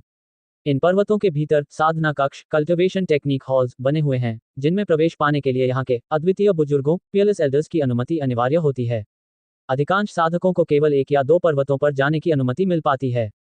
जो थोड़े अधिक प्रतिभाशाली होते हैं उन्हें कुछ और कक्षों में जाने का अवसर मिलता है, और जो अत्यंत विलक्षण होते हैं उन्हें शिष्य बनाने के लिए कई उस्तादों के बीच होड़ मच जाती है। हालांकि केवल वे दुर्लभ युग पुरुष प्रोडिजी की ऐसा सत्कार प्राप्त कर पाते हैं जिन्हें 36 पर्वतों के सभी उस्ताद मार्गदर्शन देने के लिए तैयार हों। कम से कम इस समय इस शून्य क्षेत्र में अर्जुन की इन्वेंशन के अलावा ऐसा कोई नहीं था जिसे ये सम्मान प्राप्त हो। पूरे अद्वितीय लोक के इतिहास में अब तक केवल 3 ही ऐसे प्रतिभाशाली योद्धा हुए थे जिन्हें 36 पर्वतों में आबाद साधना का अधिकार मिला था। अब अर्जुन चौथे ऐसे व्यक्ति बन गए थे। अभी कुछ देर पहले तक जहां एक भी उस्ताद प्रकट नहीं हुआ था, वहीं अब सभी 36 पर्वतों का द्वार खुल जाना सबके लिए किसी अवास्तविक सपने जैसा था। विशेष रूप से राज वैंगसियो, जो कुछ देर पहले अर्जुन का उपहास कर रहा था, उसे ऐसा लगा मानो किसी ने उसका गला भींच दिया हो। उसका चेहरा अपमान के कारण नीला सफेद पड़ने लगा। उस युवती के शब्द राज के गाल पर एक जोरदार तमाचा थे। राज को केवल 5 पर्वतों में प्रवेश मिला था, जो यहाँ बहुत बड़ी बात मानी जाती थी, पर अर्जुन के लिए तो पूरा लोक ही समर्पित कर दिया गया था। हा, ओझा मदहोश आयांक्वांगशेंग की हंसी गूंज उठी। उसने अर्जुन को एक अजीब नजर से देखा और कहा, अब समझा कि कोई उस्ताद बाहर क्यों नहीं आया। वे ये तय नहीं कर पा रहे थे कि तुम्हें कौन रखे, इसलिए उन्होंने तुम्हें सब कुछ दे दिया। अर्जुन ने मुस्कुराते हुए मदहोश से पूछा, तो अब ये शर्मनाक तो नहीं है ना? मदहोश ने उसे घूर कर देखा। उसे पता था कि अर्जुन मजे ले रहा है। बिल्कुल नहीं, अब तुम्हारी तुलना राज जैसे प्रतिभाशाली से कैसे हो सकती है? उसने तो महज 3 उस्तादों को प्रभावित किया था। मदहोश के ठहाके ने राज को वहां से भागने पर मजबूर कर दिया। अद्वितीय लोक में अर्जुन की ख्याति। अर्जुन की इस उपलब्धि की खबर पूरे अद्वितीय लोक में बिजली की गति से फैल गई। यहाँ आर्यावर्त ग्रेशियर के कोने कोने से दिग्गज योद्धा आए हुए थे। तारांकन 8 दिशाओं का पवन वज्र संप्रदाय 8 directions wind and thunder sect. यहाँ के योद्धाओं ने सुना कि शक्ति भवन के 5वें स्तर के एक लड़के को 36 पर्वतों का अधिकार मिला है, तो वे उसे परखने के लिए उतावले हो उठे। तारांकन जयसिंह तलवार संप्रदाय जू शेंग स्वॉर्ड सेक्ट। यहाँ के प्रसिद्ध तलवारबाज लिनहाउशन, जो खुद केवल 13 पर्वतों में प्रवेश पा सके थे, उनकी आंखों में अर्जुन के प्रति एक चुनौती भरी चमक आ गई। तारांकन रहस्यमयी कन्या भवन मिस्टिक मेडन हॉल। यहाँ की सुंदर और प्रतिभाशाली युवतियां भी उस चमत्कारी युवक को देखने के लिए अपनी साधना छोड़कर बाहर निकल आईं। मदहोश अर्जुन को इस लोक की विशेष जगहों के बारे में बताने लगा। उसने आकाशीय खाई हेवनली कैज़म क्लिफ के बारे में बताया, जहां पूर्वजों की प्राचीन कलाएं उकेरी गई हैं, और तलवार चिन्ह पर्वत स्वॉर्ड मार्क माउंटेन के बारे में, जहां पत्थरों पर तलवारों के ऐसे निशान हैं जिन्हें देखकर साधक तलवार की इच्छा स्वॉर्ड डाउ कॉन्सेप्ट सीख सकते हैं। मदहोश ने अर्जुन को सचेत भी किया, अर्जुन, यहाँ हर कोई अभिमानी है। तुम्हारी शक्ति अभी कम है पर सम्मान बहुत बड़ा मिला है। यहाँ लोग एक दूसरे को चुनौती देकर अपनी शक्ति बढ़ाते हैं। तैयार रहना, अब तुम यहाँ के सबसे प्रसिद्ध व्यक्ति हो। जैसे ही वे टहल रहे थे, कुछ लोग हवा की गति से उनके सामने आकर रुके। ये पवन वज्र संप्रदाय के लोग हैं, मदहोश ने फुसफुसाते हुए कहा। उनका नेतृत्व एक युवक कर रहा था जिसकी आंखों में बिजली सी कड़क थी। उसका नाम लेयान था। वह 6ठे स्तर पर था और उसकी वज्र शक्तियां लाइटनिंग एबिलिटीज किसी भी साधारण 7वें स्तर के योद्धा को धूल चटाने के लिए काफी थीं। नवागंतुक, चलो एक अभ्यास मुकाबला स्पा करते हैं, लेयान ने अर्जुन को ललकारते हुए कहा। अर्जुन ने मदहोश की ओर देखा और पूछा, क्या मैं इसे अपनी मर्जी से कुचल सकता हूं? मदहोश ने मुस्कुराते हुए सिर हिलाया। अर्जुन समझ गया था कि अगर उसे बार बार होने वाली इस परेशानी से बचना है, तो उसे पहली ही बार में कुछ ऐसा करना होगा जिसे देखकर बाकी सबकी रूह कांप जाए। अर्जुन का सामना अब विक्रम नगर के एक क्रूर योद्धा लेयान से है। क्या अर्जुन अपनी गुप्त नाग मुद्रा या आकाश भेदी उंगली का प्रयोग करेगा? और इस मुकाबले के बाद क्या पूरा अद्वितीय लोक अर्जुन की शक्ति के सामने नतमस्तक होगा? अगले अध्याय में देखें, वज्र का प्रहार और असुर का कोप। क्या आप चाहते हैं कि मैं अगले अध्याय में अर्जुन और लेयान के बीच होने वाले उस भीषण युद्ध का वर्णन करूं जहां अर्जुन अपनी असीम शक्ति का प्रदर्शन करेगा? अध्याय 316, क्रूर विनाश। लेयान शक्ति भवन के 6ठे स्तर युआनफ्यू 6th लेवल पर था। उसके पास शक्तिशाली वज्र रक्त ले ब्लडलाइन की शक्ति थी और उसकी नक्षत्र आत्मा भी बिजली के गुणों से युक्त थी, जिससे वह वज्र की इच्छा मार्शल विल ऑफ थंडर पर पूर्ण नियंत्रण रखता था। बिजली की विनाशकारी शक्ति स्वाभाविक रूप से भयानक होती है। लेयान अपने समान स्तर के सामान्य विरोधियों को कुचलने की क्षमता रखता था, फिर भी अर्जुन की इन्वेंशन, जो उससे एक स्तर नीचे था, इतनी धृष्टता दिखा रहा था। लेयान के हाथ हिलाते ही उसके साथी पीछे हट गए। ओझा मदहोश और ओस शाओलूक भी किनारे हो गए। मैदान अब लेयान और अर्जुन के लिए खाली था। अचानक हवा का एक तेज झोंका चला और लेयान के चारों ओर एक बवंडर बन गया। उसके हाथ में बैंगनी बिजली की एक खौफनाक तलवार प्रकट हुई। वह अर्जुन को अपनी असीम शक्ति से कुचल देना चाहता था। अर्जुन की पीठ पर गरुड़ पंख कुनपेंग विंग्स निकल आए और वह शून्य में अडिग खड़ा रहा। उसके शरीर से भयानक आसुरी ऊर्जा डेमोनिक चीख निकलने लगी। ओम! लेयान बिजली की गति से झपटा। उसकी बैंगनी तलवार ने शून्य को चीरते हुए अर्जुन पर प्रहार किया। बिजली की कड़वाहट इतनी तीव्र थी कि प्रहार से पहले ही अर्जुन को लगा मानो उसका शरीर कुचला जा रहा हो। परंतु अर्जुन का शरीर असुर सम्राट की साधना से वज्र के समान मजबूत था। उसने अपनी हथेली घुमाई जो आसुरी ऊर्जा से ढकी थी और उसमें से एक नाग की गर्जना ड्रैगन्स रॉड सुनाई दी। जैसे ही बिजली की तलवार नीचे आए अर्जुन ने अपनी नाग मुद्रा ड्रैगन सील से पलटवार किया। धूम, विशाल बिजली की तलवार और नाग मुद्रा एक साथ टकराकर बिखर गईं। लेई यान की आंखों से बिजली कौंधी, पर उसी क्षण अर्जुन की आंखों से एक ऐसी रहस्यमयी रोशनी निकली कि लेई यान को लगा वह किसी सपने में गिर रहा है। उसे लगा जैसे अर्जुन के माथे के बीच तीसरी आंख चमक रही है, जिसने उसकी चेतना को झकझोर दिया। पुछ, अर्जुन ने अपनी एक उंगली से प्रहार किया। उसकी आसुरी ऊर्जा आसमान को चीरने लगी। लेई यान का सिर चकरा रहा था, पर उसने अपने रक्त की शक्ति से खुद को संभालने की कोशिश की। लेकिन तभी अर्जुन की उंगली उसके सीने से टकराए। लेई यान को लगा मानो उसके शरीर की सारी शक्ति एक पल में टूट गई हो। धप, अर्जुन का एक मजबूत मुक्का लेई यान के सिर पर लगा। उसकी नाक से खून बहने लगा। इसके बाद मुक्कों की ऐसी बौछार हुई कि लेई यान हवा में खिलौने की तरह उछलने लगा। अर्जुन के हर प्रहार की गूंज लोगों के दिल दहला रही थी। बहुत क्रूर है, मदहोश की पलकें झपकने लगीं। उसे अंदाजा नहीं था कि अर्जुन इतना निर्दयी हो जाएगा। पवन वज्र संप्रदाय के लोग पागलों की तरह लेई यान को बचाने दौड़े। अर्जुन ने लेई यान के अधमरे शरीर को उनकी ओर फेंक दिया। लेई यान का चेहरा पहचान में नहीं आ रहा था और वह खून से लथपथ था।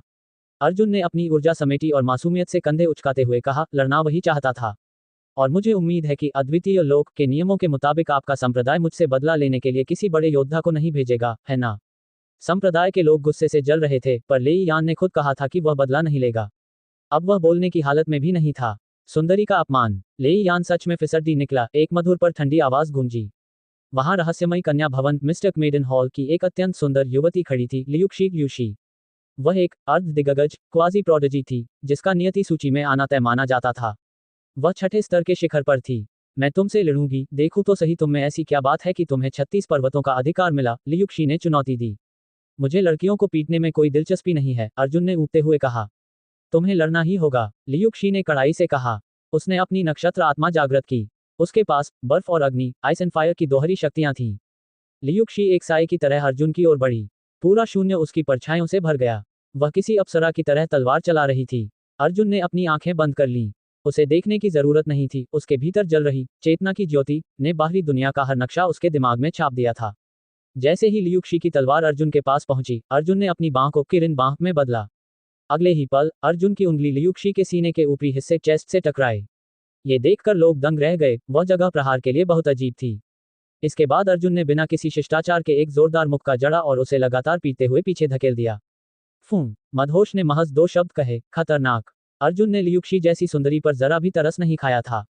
मदहोश तुरंत अर्जुन के पास पहुंचा और उसे वहां से खींच ले गया। क्या हुआ? अर्जुन ने पूछा। तुम मुझसे भी ज्यादा क्रूर निकले। लियुक्षी के चाहने वाले अब तुम्हें चैन से नहीं रहने देंगे। तुमने फूलों को बड़ी बेरहमी से कुचला है, मदहोश ने माथा पकड़ते हुए कहा। ठीक है, तो अब मुझे साधना के लिए कोई अच्छी जगह ढूंढनी होगी, अर्जुन ने कहा और उड़ चला। वे एक ऐसी जगह पहुंचे जहां पहाड़ समुद्र से मिलते थे। अर्जुन ने चट्टान के किनारे अपने पैरों के पास मुद्रण डिवाइन इंस्क्रिप्शंस उकेरना शुरू कर दिया। मुद्रण क्यों उकेर रहे हो? मदहोश ने पूछा। ताकि अगर कोई बदला लेने आए तो मैं उसे सीधे समुद्र में फेंक सकूं, अर्जुन ने एक शरारती मुस्कान के साथ कहा। मदहोश ने अपना सिर पीट लिया। उसे समझ आ गया था कि अर्जुन उससे भी बड़ा मुसीबत मोल लेने वाला इंसान है। अर्जुन ने संप्रदायों के 2 बड़े योद्धाओं को धूल चटा दी है। पर अब अद्वितीय लोक के असली दिग्गज उसे चुनौती देने आएंगे। क्या अर्जुन का यह मुद्रण जाल उसे सुरक्षित रख पाएगा? और 36 पर्वतों का असली रहस्य कब खुलेगा? अध्याय 317, अहंकार की कीमत। अर्जुन की इन्वेंशन अद्वितीय लोक वर्ल्ड ऑफ पियरलेस में बिजली की गति से प्रसिद्ध हो गया। 36 पर्वतों में साधना का अधिकार पाना, लेई यान को धूल चटाना और रहस्यमयी कन्या भवन की लियुक्षी को बेरहमी से पीटना, इन घटनाओं ने उसे चर्चा का केंद्र बना दिया था। जल्द ही लोगों ने उसके अतीत को खंगालना शुरू किया और स्वर्ण प्रांत वैंगजू सिटी की वे खौफनाक कहानियां सामने आईं। कैसे उसने हुआ महाकाल के भाई का वध किया, कैसे यशवर्धन की मंगेतर शूरूपवती का अपहरण किया और कैसे बड़े बड़े दिग्गजों की घेराबंदी तोड़कर निकल गया। इन खबरों ने अद्वितीय लोक के युवाओं के मन में अर्जुन के प्रति एक अजीब सा आकर्षण और ईर्ष्या पैदा कर दी। लियुक्षी के चाहने वाले तो उसके खून के प्यासे हो रहे थे। तृप्ति की जलन। इसी बीच आकाश डुअनकांक्षन ओझा परिवार की तृप्ति आयांगटिंग को लेकर अद्वितीय लोक पहुंचा। तृप्ति ने अपमान का बदला लेने के लिए खुद को झोंक दिया था और उसने अद्वितीय द्वार की परीक्षा उत्तीर्ण कर ली। वह अपनी इस सफलता पर बहुत गर्व महसूस कर रही थी। बधाई हो तृप्ति, अब तुम मेरे साथ यहाँ साधना करोगी, आकाश ने मुस्कुराते हुए कहा। मैं मदहोश और अर्जुन को पछाड़ कर रहूंगी, तृप्ति ने मुठ्ठियां भींचते हुए कहा। तभी पास खड़े एक व्यक्ति ने हंसते हुए पूछा, क्या तुम अर्जुन को जानती हो? तृप्ति ने मुंह से कोड़ा, हाँ, मेरा उससे पुराना हिसाब है। क्यों? उस व्यक्ति ने मजाक उड़ाते हुए कहा, क्योंकि इस लोक में अब कोई ऐसा नहीं है जो उसे न जानता हो। उसके लिए 36 पर्वतों के द्वार खुले हैं और उसने यहाँ के कई दिग्गजों को अधमरा कर दिया है। ये सुनकर तृप्ति का चेहरा फक पड़ गया। वह जिसे मामूली समझकर कुचलना चाहती थी, वह उससे मीलों आगे निकल चुका था। उसकी सारी खुशी एक पल में काफूर हो गई। असुर कला का बोध। उधर समुद्र किनारे की चट्टानों पर अर्जुन अपनी साधना में लीन था। मदहोश उसके बगल में खड़ा दीवार पर उकेरी गई आकृतियों को देख रहा था। ये कला किसी प्राचीन असुर डेमन की है, मदहोश ने समझाया। इसकी शक्ति असीम है, पर एक इंसान के लिए इसे सीखना असंभव है। देखो, इस मूके का प्रहार पहाड़ों को हिला सकता है, पर इसके लिए असुर जैसा शरीर चाहिए। मेरे लिए यह मुमकिन है, अर्जुन मुस्कुराया। उसने अपनी बांह आगे बढ़ाई और देखते ही देखते उसकी त्वचा पर काले और सख्त शल को भर आए। उसकी बांह किसी भयानक आदिम जीव की तरह फूल गई। अर्जुन ने एक मुक्का मारा और सामने की विशाल चट्टान पाउडर बनकर हवा में उड़ गई। अविश्वसनीय। मदहोश दंग रह गया। तुमने असुर सम्राट रूपांतरण डेमन गॉड ट्रांसफॉर्मेशन के दूसरे स्तर को सिद्ध कर लिया है। अर्जुन ने सिर हिलाया। उसके भीतर बहने वाला असुर रक्त और उसकी सम्राट असुर नक्षत्र आत्मा उसे इन कलाओं को सीखने के लिए सबसे योग्य बनाती थी। दीवार पर मौजूद 81 असुर कलाएं अब उसका लक्ष्य थीं। घमंडी शिकारियों का अंत। तभी आसमान से 3 योद्धा उतरे। 2 7वें स्तर पर थे और उनका नेता ज़ैम्यू 8वें स्तर पर था।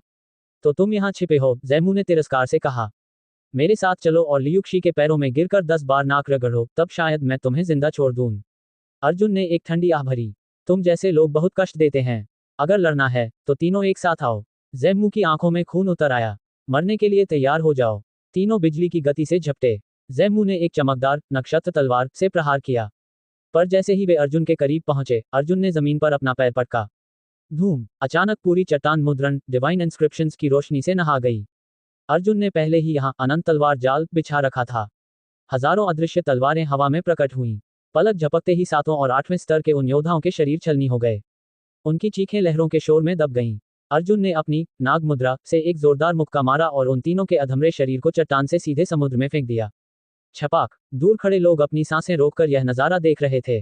ज़ैम्यू और उसके साथी किसी भीगे हुए चूहे की तरह समुद्र से बाहर निकले और अपनी जान बचाकर वहां से भागे।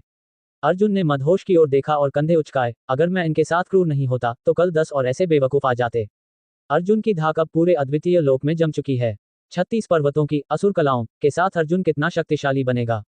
और क्या तृप्ति अपनी हार स्वीकार करेगी या कोई और बड़ी साजिश रचेगी। अध्याय 318 सितुपो। ज़ैम्यू की दुर्गति के बाद किसी ने भी अर्जुन की इन्वेंशन की साधना में खलल डालने का साहस नहीं किया। पहाड़ों और समुद्र के मिलन स्थल पर स्थित उस ऊंची चट्टान पर लहरों के टकराने का शोर गूंजता रहता था। अर्जुन वहां कभी घंटों ध्यान में बैठा रहता, तो कभी अचानक उठकर समुद्र की सतह पर बिजली की तरह दौड़ने लगता। कभी वह किसी विशाल गरुड़ की तरह आसमान में गोते लगाता, तो कभी जल नाग फ्लड ड्रैगन की तरह लहरों को चीर देता। दूर से उसे साधना करते देख लोग दांतों तले उंगली दबा लेते थे। जल्द ही पूरे अद्वितीय लोक में अफवाहें फैल गईं कि अर्जुन एक अर्धसुर हाफ बीस्टमैन है, जिसके शरीर में कसाई शिक्वी की तरह ही खौफनाक आसुरी रक्त बह रहा है। कहा जाने लगा कि वह असुर कलाओं को सीखने के लिए ही पैदा हुआ है और चट्टानों पर उकेरी गई प्राचीन कलाओं को वह महज 1 महीने में सिद्ध कर रहा है। अफवाहें यहां तक पहुंच गईं कि वह ओझा परिवार का कोई गुप्त वारिस है या किसी बड़े नेता का नाजायज बेटा। इन बातों को सुनकर मदहोश आयांग अपनी हंसी नहीं रोक पाता था। दिग्गजों का मिलन। अद्वितीय लोक के एक प्राचीन मंडप में एक युवक और युवती आमने सामने बैठे थे। दोनों का व्यक्तित्व अत्यंत प्रभावशाली था। युवक के चारों ओर एक ऐसी शांति थी मानो उसका अस्तित्व ही इस प्रकृति में विलीन हो चुका हो। उसकी हर हरकत में एक जादुई लय रिदम थी। युवती बला की खूबसूरत थी, लियुक्षी से भी कई गुना अधिक। पर कोई उसे परेशान नहीं करता था, क्योंकि उसका प्रेमी अद्वितीय लोक का सबसे चमकता सितारा था सितुपो। सितुपो जयसेन तलवार संप्रदाय का सबसे बड़ा गौरव था। वह नियति सूची डेस्टिनी रैंकिंग के शीर्ष 36 योद्धाओं में शामिल होने का प्रबल दावेदार था। अर्जुन से पहले जिन 3 लोगों को 36 पर्वतों में साधना का अधिकार मिला था, सितुपो उनमें से एक था। सितुपो वर्तमान में शक्ति भवन के 8वें स्तर यूएनफ्यू 8th लेवल पर था। उसकी शक्ति ऐसी थी कि वह 9वें स्तर के दिग्गजों को भी पल भर में धूल चटा सकता था। उसकी प्रेमिका Mohini you बिंगिंग Vikram Rajmahal कंगवांग palace की मुख्य वंशज थी। वह 7वें स्तर पर पहुंच चुकी थी और सितुपो के साथ मिलकर भविष्य के सपने देख रही थी। सुना है वह अर्जुन नाम का लड़का अब तुमसे भी ज्यादा मशहूर हो गया है, मोहिनी ने मुस्कुराते हुए कहा। सितुपो शांत रहा। वह जानता था कि जो 36 पर्वतों का अधिकार पा चुका है, उसकी प्रतिभा साधारण नहीं हो सकती। पर उसे कोई जलन नहीं थी। अर्जुन अभी 5वें स्तर पर था और सितुपो 8वें पर। दोनों के बीच एक गहरी खाई थी। मैंने सुना है तुम्हारे विक्रम राजमहल में कुछ हलचल है। क्या राजा विक्रम के असली वंशज फिर से सक्रिय हो रहे हैं? सितुपो ने पूछा। हाँ, सम्राट वंश दी क्लैन के कुछ निशान मिले हैं। मोहिनी की आंखों में ठंडी मुस्कान आई। पर हजारों साल बाद उनका पुनरुत्थान नामुमकिन है। हम बरसों से उनके गुप्त ठिकानों को ढूंढ रहे हैं। अब अगर वे खुद बाहर आ रहे हैं तो ये हमारे लिए अच्छा ही है। सितुपो ने उसे सचेत किया, सावधान रहना। हालांकि अभी तुम इसमें शामिल नहीं हो, पर सुरक्षा जरूरी है। मोहिनी मुस्कुराई, मुझे डर कैसा, जब तुम मेरे साथ हो। मैं तो उस दिन का इंतजार कर रही हूँ जब तुम तलवार संप्रदाय के प्रमुख बनोगे और मैं अपने महल की स्वामिनी। तब हम दोनों मिलकर पूरे क्षेत्र पर राज करेंगे। बाधा और अपमान। तभी वहां लिन हाउतन पहुंचा। वह भी तलवार संप्रदाय का था, पर सितुपो की चमक के आगे उसकी रोशनी फीकी थी। लिन, क्या तुम अर्जुन की शक्ति देख पाए? मोहिनी ने पूछा। वह अभी साधना में है, लिन ने जवाब दिया। जैमू की हार ने सबको डरा दिया है, मोहिनी हंसी। लिन, एक काम करो, अर्जुन से हमारी मुलाकात तय करो। मैं देखना चाहती हूँ कि वह सितुपो से कितना अलग है। सितुपो ने धीरे से सिर हिलाकर अनुमति दे दी।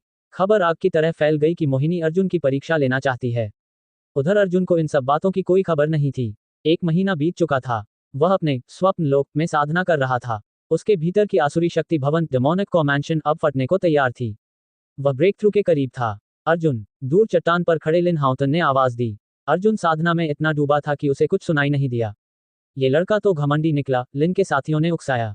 तभी किनारे पर बैठे सफेद कुत्ते मक्खन ने लिन को गुस्से से घूरना शुरू किया। अर्जुन, होश में आओ। लिन दहाड़ा और अपनी तलवार की इच्छा स्वॉर्ड मार्शल विल अर्जुन पर छोड़ दी। वह तीखा हमला सीधे अर्जुन के मस्तिष्क से टकराया। अर्जुन की साधना जबरन टूट गई। उसके मुंह से एक कराह निकली और आंखें खुलते ही उनसे खौफनाक रोशनी निकली। वह खड़ा हुआ और लिन को ऐसे देखा मानो उसे कच्चा चबा जाएगा। अर्जुन, कोई तुमसे मिलना चाहता है, लिन ने बेरुखी से कहा। अर्जुन के होंठ हिले और एक बर्फीली आवाज निकली, जितनी दूर जा सकते हो उतनी दूर तक दफा हो जाओ, रोल अवे। लिन सन रह गया। तुम जानते नहीं किससे बात कर रहे हो। बेहतर होगा मेरे साथ चलो। एक पालतू कुत्ता भी इतना अहंकारी हो सकता है। मैंने कहा दफा हो जाओ, अर्जुन ने ठंडे स्वर में दोहराया। वह अपने ब्रेक थ्रू के चरम पर था और लिन ने उसे बीच में रोक दिया था। कुछ लोगों को हराकर खुद को खुदा समझने लगे हो। तुम्हारी औकात अभी यहाँ कुछ भी नहीं है, लिन ने धमकी दी। अर्जुन ने उसे नजरअंदाज किया और वापस साधना में बैठ गया। वह जानता था कि अभी लड़ना समय की बर्बादी होगी। वह पहले छठे स्तर युआनफ्यू 6th लेवल पर पहुंचना चाहता था, फिर वह लिन और उसके आकाओं से हिसाब बराबर करेगा। लिन पैर पटकता हुआ वहां से चला गया, पर उसकी आंखें अर्जुन के खून की प्यासी थीं। अर्जुन का ब्रेक थ्रू लिन की वजह से रुक गया है। क्या वह फिर से उस अवस्था में पहुंच पाएगा? और जब सितुपो और मोहिनी के सामने अर्जुन खड़ा होगा तो क्या वह अपनी गरिमा बचा पाएगा? जबरन ध्यान भंग होने के बाद अर्जुन की इन्वेंशन ने फिर से उस अद्भुत अवस्था को पाने के लिए साधना शुरू की। एक बार ले टूटने के बाद उसे दोबारा पकड़ना आसान नहीं था, लेकिन उसने हार नहीं मानी। वह बार बार दीवार पर उकेरी गई असुर कलाओं का बोध करता रहा, जब तक कि उसका शरीर फिर से आसुरी ऊर्जा डेमोनिक चीख से नहीं भर गया। धीरे धीरे उसके तीनों शक्ति भवन कॉमैंशन कुंडों में ऊर्जा गरजने लगी। उसकी आभा और बढ़ने लगी और वह पहले से कहीं अधिक शक्तिशाली महसूस करने लगा। पहाड़ की चोटी पर अर्जुन और मक्खन स्नो डॉग शांति से बैठे थे, जहां केवल समुद्र की लहरों का शोर गूंज रहा था। अद्वितीय लोक वर्ल्ड ऑफ पीएलएस के अन्य दिग्गज अब उस पर ध्यान नहीं दे रहे थे, क्योंकि सबके पास अपनी साधना थी। लेकिन बाहर यह अफवाह फैल चुकी थी कि अर्जुन इस बार मोहिनी यू बिंगिंग से हार जाएगा। मोहिनी न केवल शक्तिशाली थी, बल्कि उसका प्रेमी सिचुपो इस लोक का एक बड़ा नाम था जो 8वें स्तर पर था। अर्जुन और उनके बीच का अंतर बहुत बड़ा माना जा रहा था। नया ठिकाना और नई पहचान। कुछ दिनों बाद जब अर्जुन ने आंखें खोली तो उसके चेहरे पर एक शांत मुस्कान थी। उसने अपनी आसुरी ऊर्जा को समेट लिया था और वह अब एक साधारण युवक जैसा दिख रहा था। चलो नन्हे, थोड़ा नहा लेते हैं, अर्जुन ने मक्खन को गोद में लिया और सीधे समुद्र के पानी में उतर गया। नहाने के बाद वह अद्वितीय लोक के 36 पर्वतों में से एक पर चढ़ने लगा। यहाँ कई अमर गुफाएं इमॉर्टल केव्स थीं। नियम के अनुसार जिस साधक के पास यहाँ साधना का अधिकार था, वह अपनी गुफा खुद बना सकता था। हर महीने की शुरुआत में यहाँ के मुख्य उस्ताद पीएलएस एल्डर्स अपनी अंतर्दृष्टि साझा करते थे। पहाड़ पर चढ़ते समय एक सुंदर युवती ने उसे रोका। उसका नाम कंगलान कैंगलैंड था। अर्जुन, उसने झिझकते हुए पुकारा। अर्जुन की मुस्कान देखकर वह पल भर के लिए जड़ रह गई। ये लड़का मुस्कुराते हुए कितना सौम्य लगता है, यकीन नहीं होता कि यह इतना हिंसक भी हो सकता है। मेरे बगल वाली गुफा खाली है, क्या तुम उसे लेना चाहोगे? कंगलान ने पूछा। अर्जुन ने सिर हिलाया और उस गुफा को देखा। वह साफ सुथरी थी और बाहर साधना के लिए एक समतल जगह भी थी। पास में ही झरने और पहाड़ियां थीं। तुम मुझे कैसे जानती हो? अर्जुन ने पूछा। मैंने तुम्हें लियुक्षी से लड़ते देखा था, उसने मुस्कुराते हुए कहा। वैसे लिन हाउतन और मोहिनी तुम्हें ढूंढ रहे हैं। मोहिनी राजा विक्रम के महल कंगवांग पैलेस से है और वह सितुपो की प्रेमिका है। वह देखना चाहती है कि तुम सितुपो के मुकाबले कहाँ ठहरते हो। कोई दिलचस्पी नहीं है, अर्जुन ने शांति से जवाब दिया। मोहिनी, राजा विक्रम का महल, उपनाम मयू यू। अर्जुन समझ गया कि अब उसका सामना उन लोगों से होने वाला है जिन्होंने राजा विक्रम के असली वंशजों की जगह हथिया ली है। असुर सम्राट मैन किंग का मार्गदर्शन। तो क्या तुम्हें मुझ में दिलचस्पी है? अचानक आसमान से एक अधेड़ उम्र का बलिष्ठ व्यक्ति नीचे उतरा। उसकी गति इतनी तेज थी कि अर्जुन को उसके आने का एहसास तक नहीं हुआ। अर्जुन, असुर सम्राट मैन किंग को प्रणाम करता है। अर्जुन ने झुककर सम्मान दिया। वह व्यक्ति खिलखिलाकर हंसा, मैं काफी समय से तुमसे मिलना चाहता था। मेरे साथ आओ। वे पहाड़ की सबसे ऊंची चोटी पर पहुंचे। सम्राट ने अर्जुन की शारीरिक शक्ति की परीक्षा लेनी चाहिए। मुझ पर अपनी पूरी ताकत से प्रहार करो। अर्जुन ने अपनी शक्ति की इच्छा और असुर रक्त को जागृत किया और एक जोरदार मुक्का सम्राट के सीने पर जड़ा। धूम। सम्राट अपनी जगह से हिला तक नहीं, पर उसके कपड़े चिथड़े चिथड़े हो गए। सम्राट ने अर्जुन के गठीले शरीर और उसकी विस्फोटक शक्ति को देखा। अद्भुत। तुम शक्ति भवन के छठे स्तर यूएनफ्यू 6th लेवल पर पहुंच चुके हो और तुम्हारी दोनों इच्छा शक्तियां चरम पर हैं। 7वें स्तर का योद्धा भी तुम्हारा यह वार नहीं सह पाएगा। सम्राट ने अर्जुन को युद्ध कला का एक गुप्त रहस्य समझाया, लय और गति, रिदम एंड मोमेंटम। एक तलवारबाज की तलवार पानी की तरह बहती है क्योंकि उसमें एक लय होती है। यही बात मुक्के और बर्छी पर भी लागू होती है। सम्राट ने समझाते हुए एक साधारण मुक्का हवा में चलाया। फिर उसने अपने पैरों को थोड़ा घुमाया और पूरे शरीर की शक्ति को एक लय में पिरोते हुए दूसरा मुक्का मारा। इस बार की गर्जना बिजली कड़कने जैसी थी। ये वही शक्ति है, पर शरीर के तालमेल कोऑर्डिनेशन ने इसे 10 गुना शक्तिशाली बना दिया। जब तुम खुद को इस प्रकृति के साथ एक कर लेते हो, तो तुम्हारा हर प्रहार पूरे ब्रह्मांड की शक्ति समेट लेता है। सम्राट ने अर्जुन से कहा, इसे समझने में महीनों लग सकते हैं, पर कोशिश करते रहो। मैं समझ गया, अर्जुन ने दृढ़ता से कहा। उसकी चेतना पहले से ही इतनी साफ थी कि सम्राट की बातें उसके दिमाग में नक्शे की तरह उतर गईं। अब अर्जुन का हर प्रहार महज एक हमला नहीं, बल्कि प्रकृति की एक विनाशकारी लहर बनने वाला था। अर्जुन छठे स्तर पर पहुंच चुका है और उसे असुर सम्राट का मार्गदर्शन भी मिल गया है। क्या वह इस नई लय के साथ मोहिनी और लिन हाउतन के अहंकार को कुचल पाएगा? अर्जुन की इन्वेंशन शांत खड़े थे। उन्होंने एक गहरी सांस ली। उनका हृदय स्थिर जल के समान शांत था और वे आत्मविस्मृति की अवस्था में प्रवेश कर गए थे। अचानक उनका शरीर थोड़ा कांपा। उसी क्षण उनका पूरा शरीर अद्भुत रूप से समन्वित कोऑर्डिनेटेड हो गया और नक्षत्र मूल शक्ति स्टार ओरिजिन पावर पागलों की तरह उनकी बांह की ओर उमड़ने लगी। उनके शरीर से आसुरी ऊर्जा डेमोनिक चीख फूट पड़ी और उनका पूरा ढांचा एक विशेष लय के साथ धीरे धीरे हिलने लगा। अर्जुन ऐसा प्रतीत हो रहे थे मानो वे एक दहाड़ते हुए असुर पशु या बीस्ट में बदल गए हों, जो इस दुनिया की हवाओं और बादलों को मथने के लिए तैयार है। धूम। एक मुक्का हवा में गूंजा और ऐसा लगा मानो शून्य क्षेत्र वॉइड रेल्म हिंसक रूप से कांप उठा हो। अर्जुन के पैरों के नीचे की जमीन पर दरारें पड़ गईं और वह बल किसी हिंसक जानवर के हमले जैसा था। असुर सम्राट मैन किंग चौंक गए। इस युवक की समझने की क्षमता कॉम्प्रहेंशन एबिलिटी इतनी तीव्र थी। पर्याप्त नहीं है। तुम्हारी शक्ति अभी पूरी तरह से समन्वित नहीं है, अन्यथा तुम्हारी ऊर्जा तुम्हारे पैरों से बाहर नहीं निकलती, सम्राट ने कहा। साथ ही तुम्हारा वेग मोमेंटम बहुत कमजोर है। इसमें भव्य वेग की शक्ति की कमी है। इस तरह तुम जो शक्ति लगा रहे हो वह अंततः तुम्हारे अपने शरीर की सीमा है। तुम बाहरी दुनिया के वेग का उपयोग नहीं कर पा रहे हो। तुम खुद को दिग्गज कहते हो। तुम वास्तव में अनाड़ी हो। ओह, अर्जुन ने मुंह बनाया, फिर से कोशिश की। वे एक के बाद एक मुक्का मारते रहे और धीरे धीरे एक अद्भुत अवस्था में प्रवेश कर गए। उनके हृदय की ज्योति शांत जल रही थी। इस दुनिया में केवल वही शेष रह गए थे। जब वे हिलते थे तो ऐसा लगता था मानो पूरी दुनिया उनके साथ हिल रही हो। अर्जुन को हर मुक्के के साथ सुधार करते देख सम्राट की आंखें फटी रह गईं। क्या ये सच में शक्ति भवन के छठे स्तर का युवक है? ये तो किसी के भी अहंकार को चोट पहुंचाने के लिए काफी है। एक दिन बाद अर्जुन की शक्ति का समन्वय पूर्णतः परफेक्शन तक पहुंच गया। उन्होंने एक अचानक प्रहार किया और आकाश और पृथ्वी का भव्य वेग उनके साथ चलने लगा, जो एक दहाड़ते हुए नाग ड्रैगन की तरह आगे बढ़ा। इस एहसास ने अर्जुन को मंत्रमुग्ध कर दिया, मानो उनके शरीर की शक्ति के हर कतरे को सक्रिय किया गया हो, बिना जरा भी व्यर्थ किए, यहां तक कि बाहरी वेग की शक्ति का भी उपयोग करते हुए। युद्ध कला की इच्छा, मार्शल विल का रहस्य।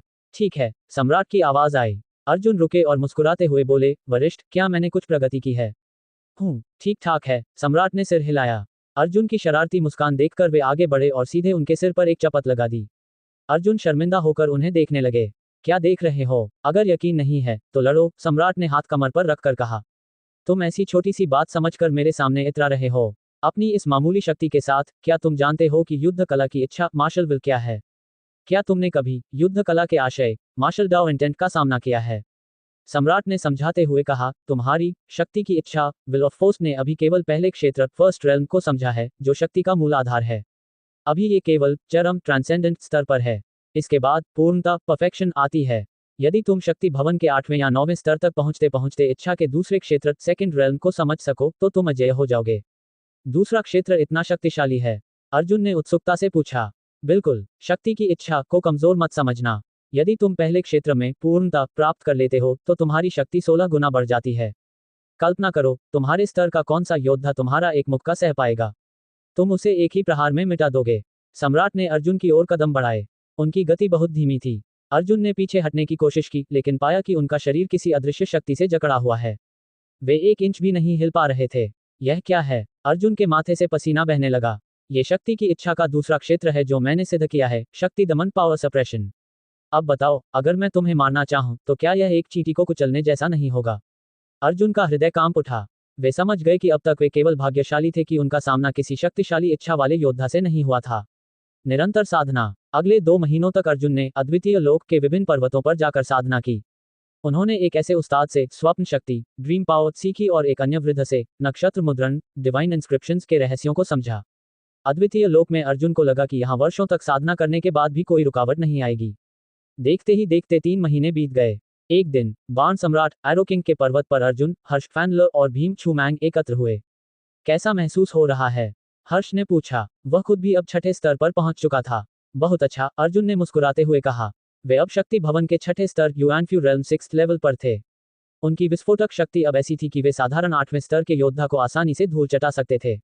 युवक, क्या तुम बाण कला सीखना चाहोगे? बाण सम्राट ने अर्जुन से पूछा। वरिष्ठ, अभी मैं अपनी वर्तमान शक्तियों पर ही ध्यान केंद्रित करूंगा। मैं अपनी चौथी नक्षत्र आत्मा स्टार सोल चुनने के बाद देखूंगा कि मुझे और क्या सीखना है, अर्जुन ने शिष्टता से कहा। बाण सम्राट ने सलाह दी, सही कहा। चौथी नक्षत्र आत्मा का चुनाव बहुत महत्वपूर्ण होगा। वह तुम्हारी भविष्य की ताक तय करेगी। इस बीच लिनहाउतन और मोहिनी यू बिंगिंग कई बार अर्जुन को ढूंढने आए, पर अर्जुन साधना में इतने लीन थे कि वे उनसे मिल नहीं पाए। बाहर यह अफवाह फैल गई कि अर्जुन डर के मारे उनसे छिप रहा है। पर अर्जुन को इसकी कोई परवाह नहीं थी। वे जानते थे कि जब वे बाहर निकलेंगे तो वे एक नए और विनाशकारी रूप में होंगे, जिसके सामने सितुपोप जैसे दिग्गज भी टिक नहीं पाएंगे। अर्जुन ने शक्ति दमन के रहस्य को जान लिया है और वे अब छठे स्तर पर हैं। क्या वे अपनी इस नई ताकत का प्रदर्शन मोहिनी के सामने करेंगे? और उनकी चौथी नक्षत्र आत्मा क्या होगी? जिसने चैनल को अभी तक सब्सक्राइब नहीं किया है वो सब्सक्राइब कर लो। इसी चैनल पर ये वीडियोस आएंगी। इस चैनल पर सिर्फ इंडियन नॉवल आएगी। अभी मैं एक और नई नॉवल पे काम कर रहा हूँ। जैसे ही वो तैयार हो जाएगी मैं आप लोगों को अपडेट कर दूंगा।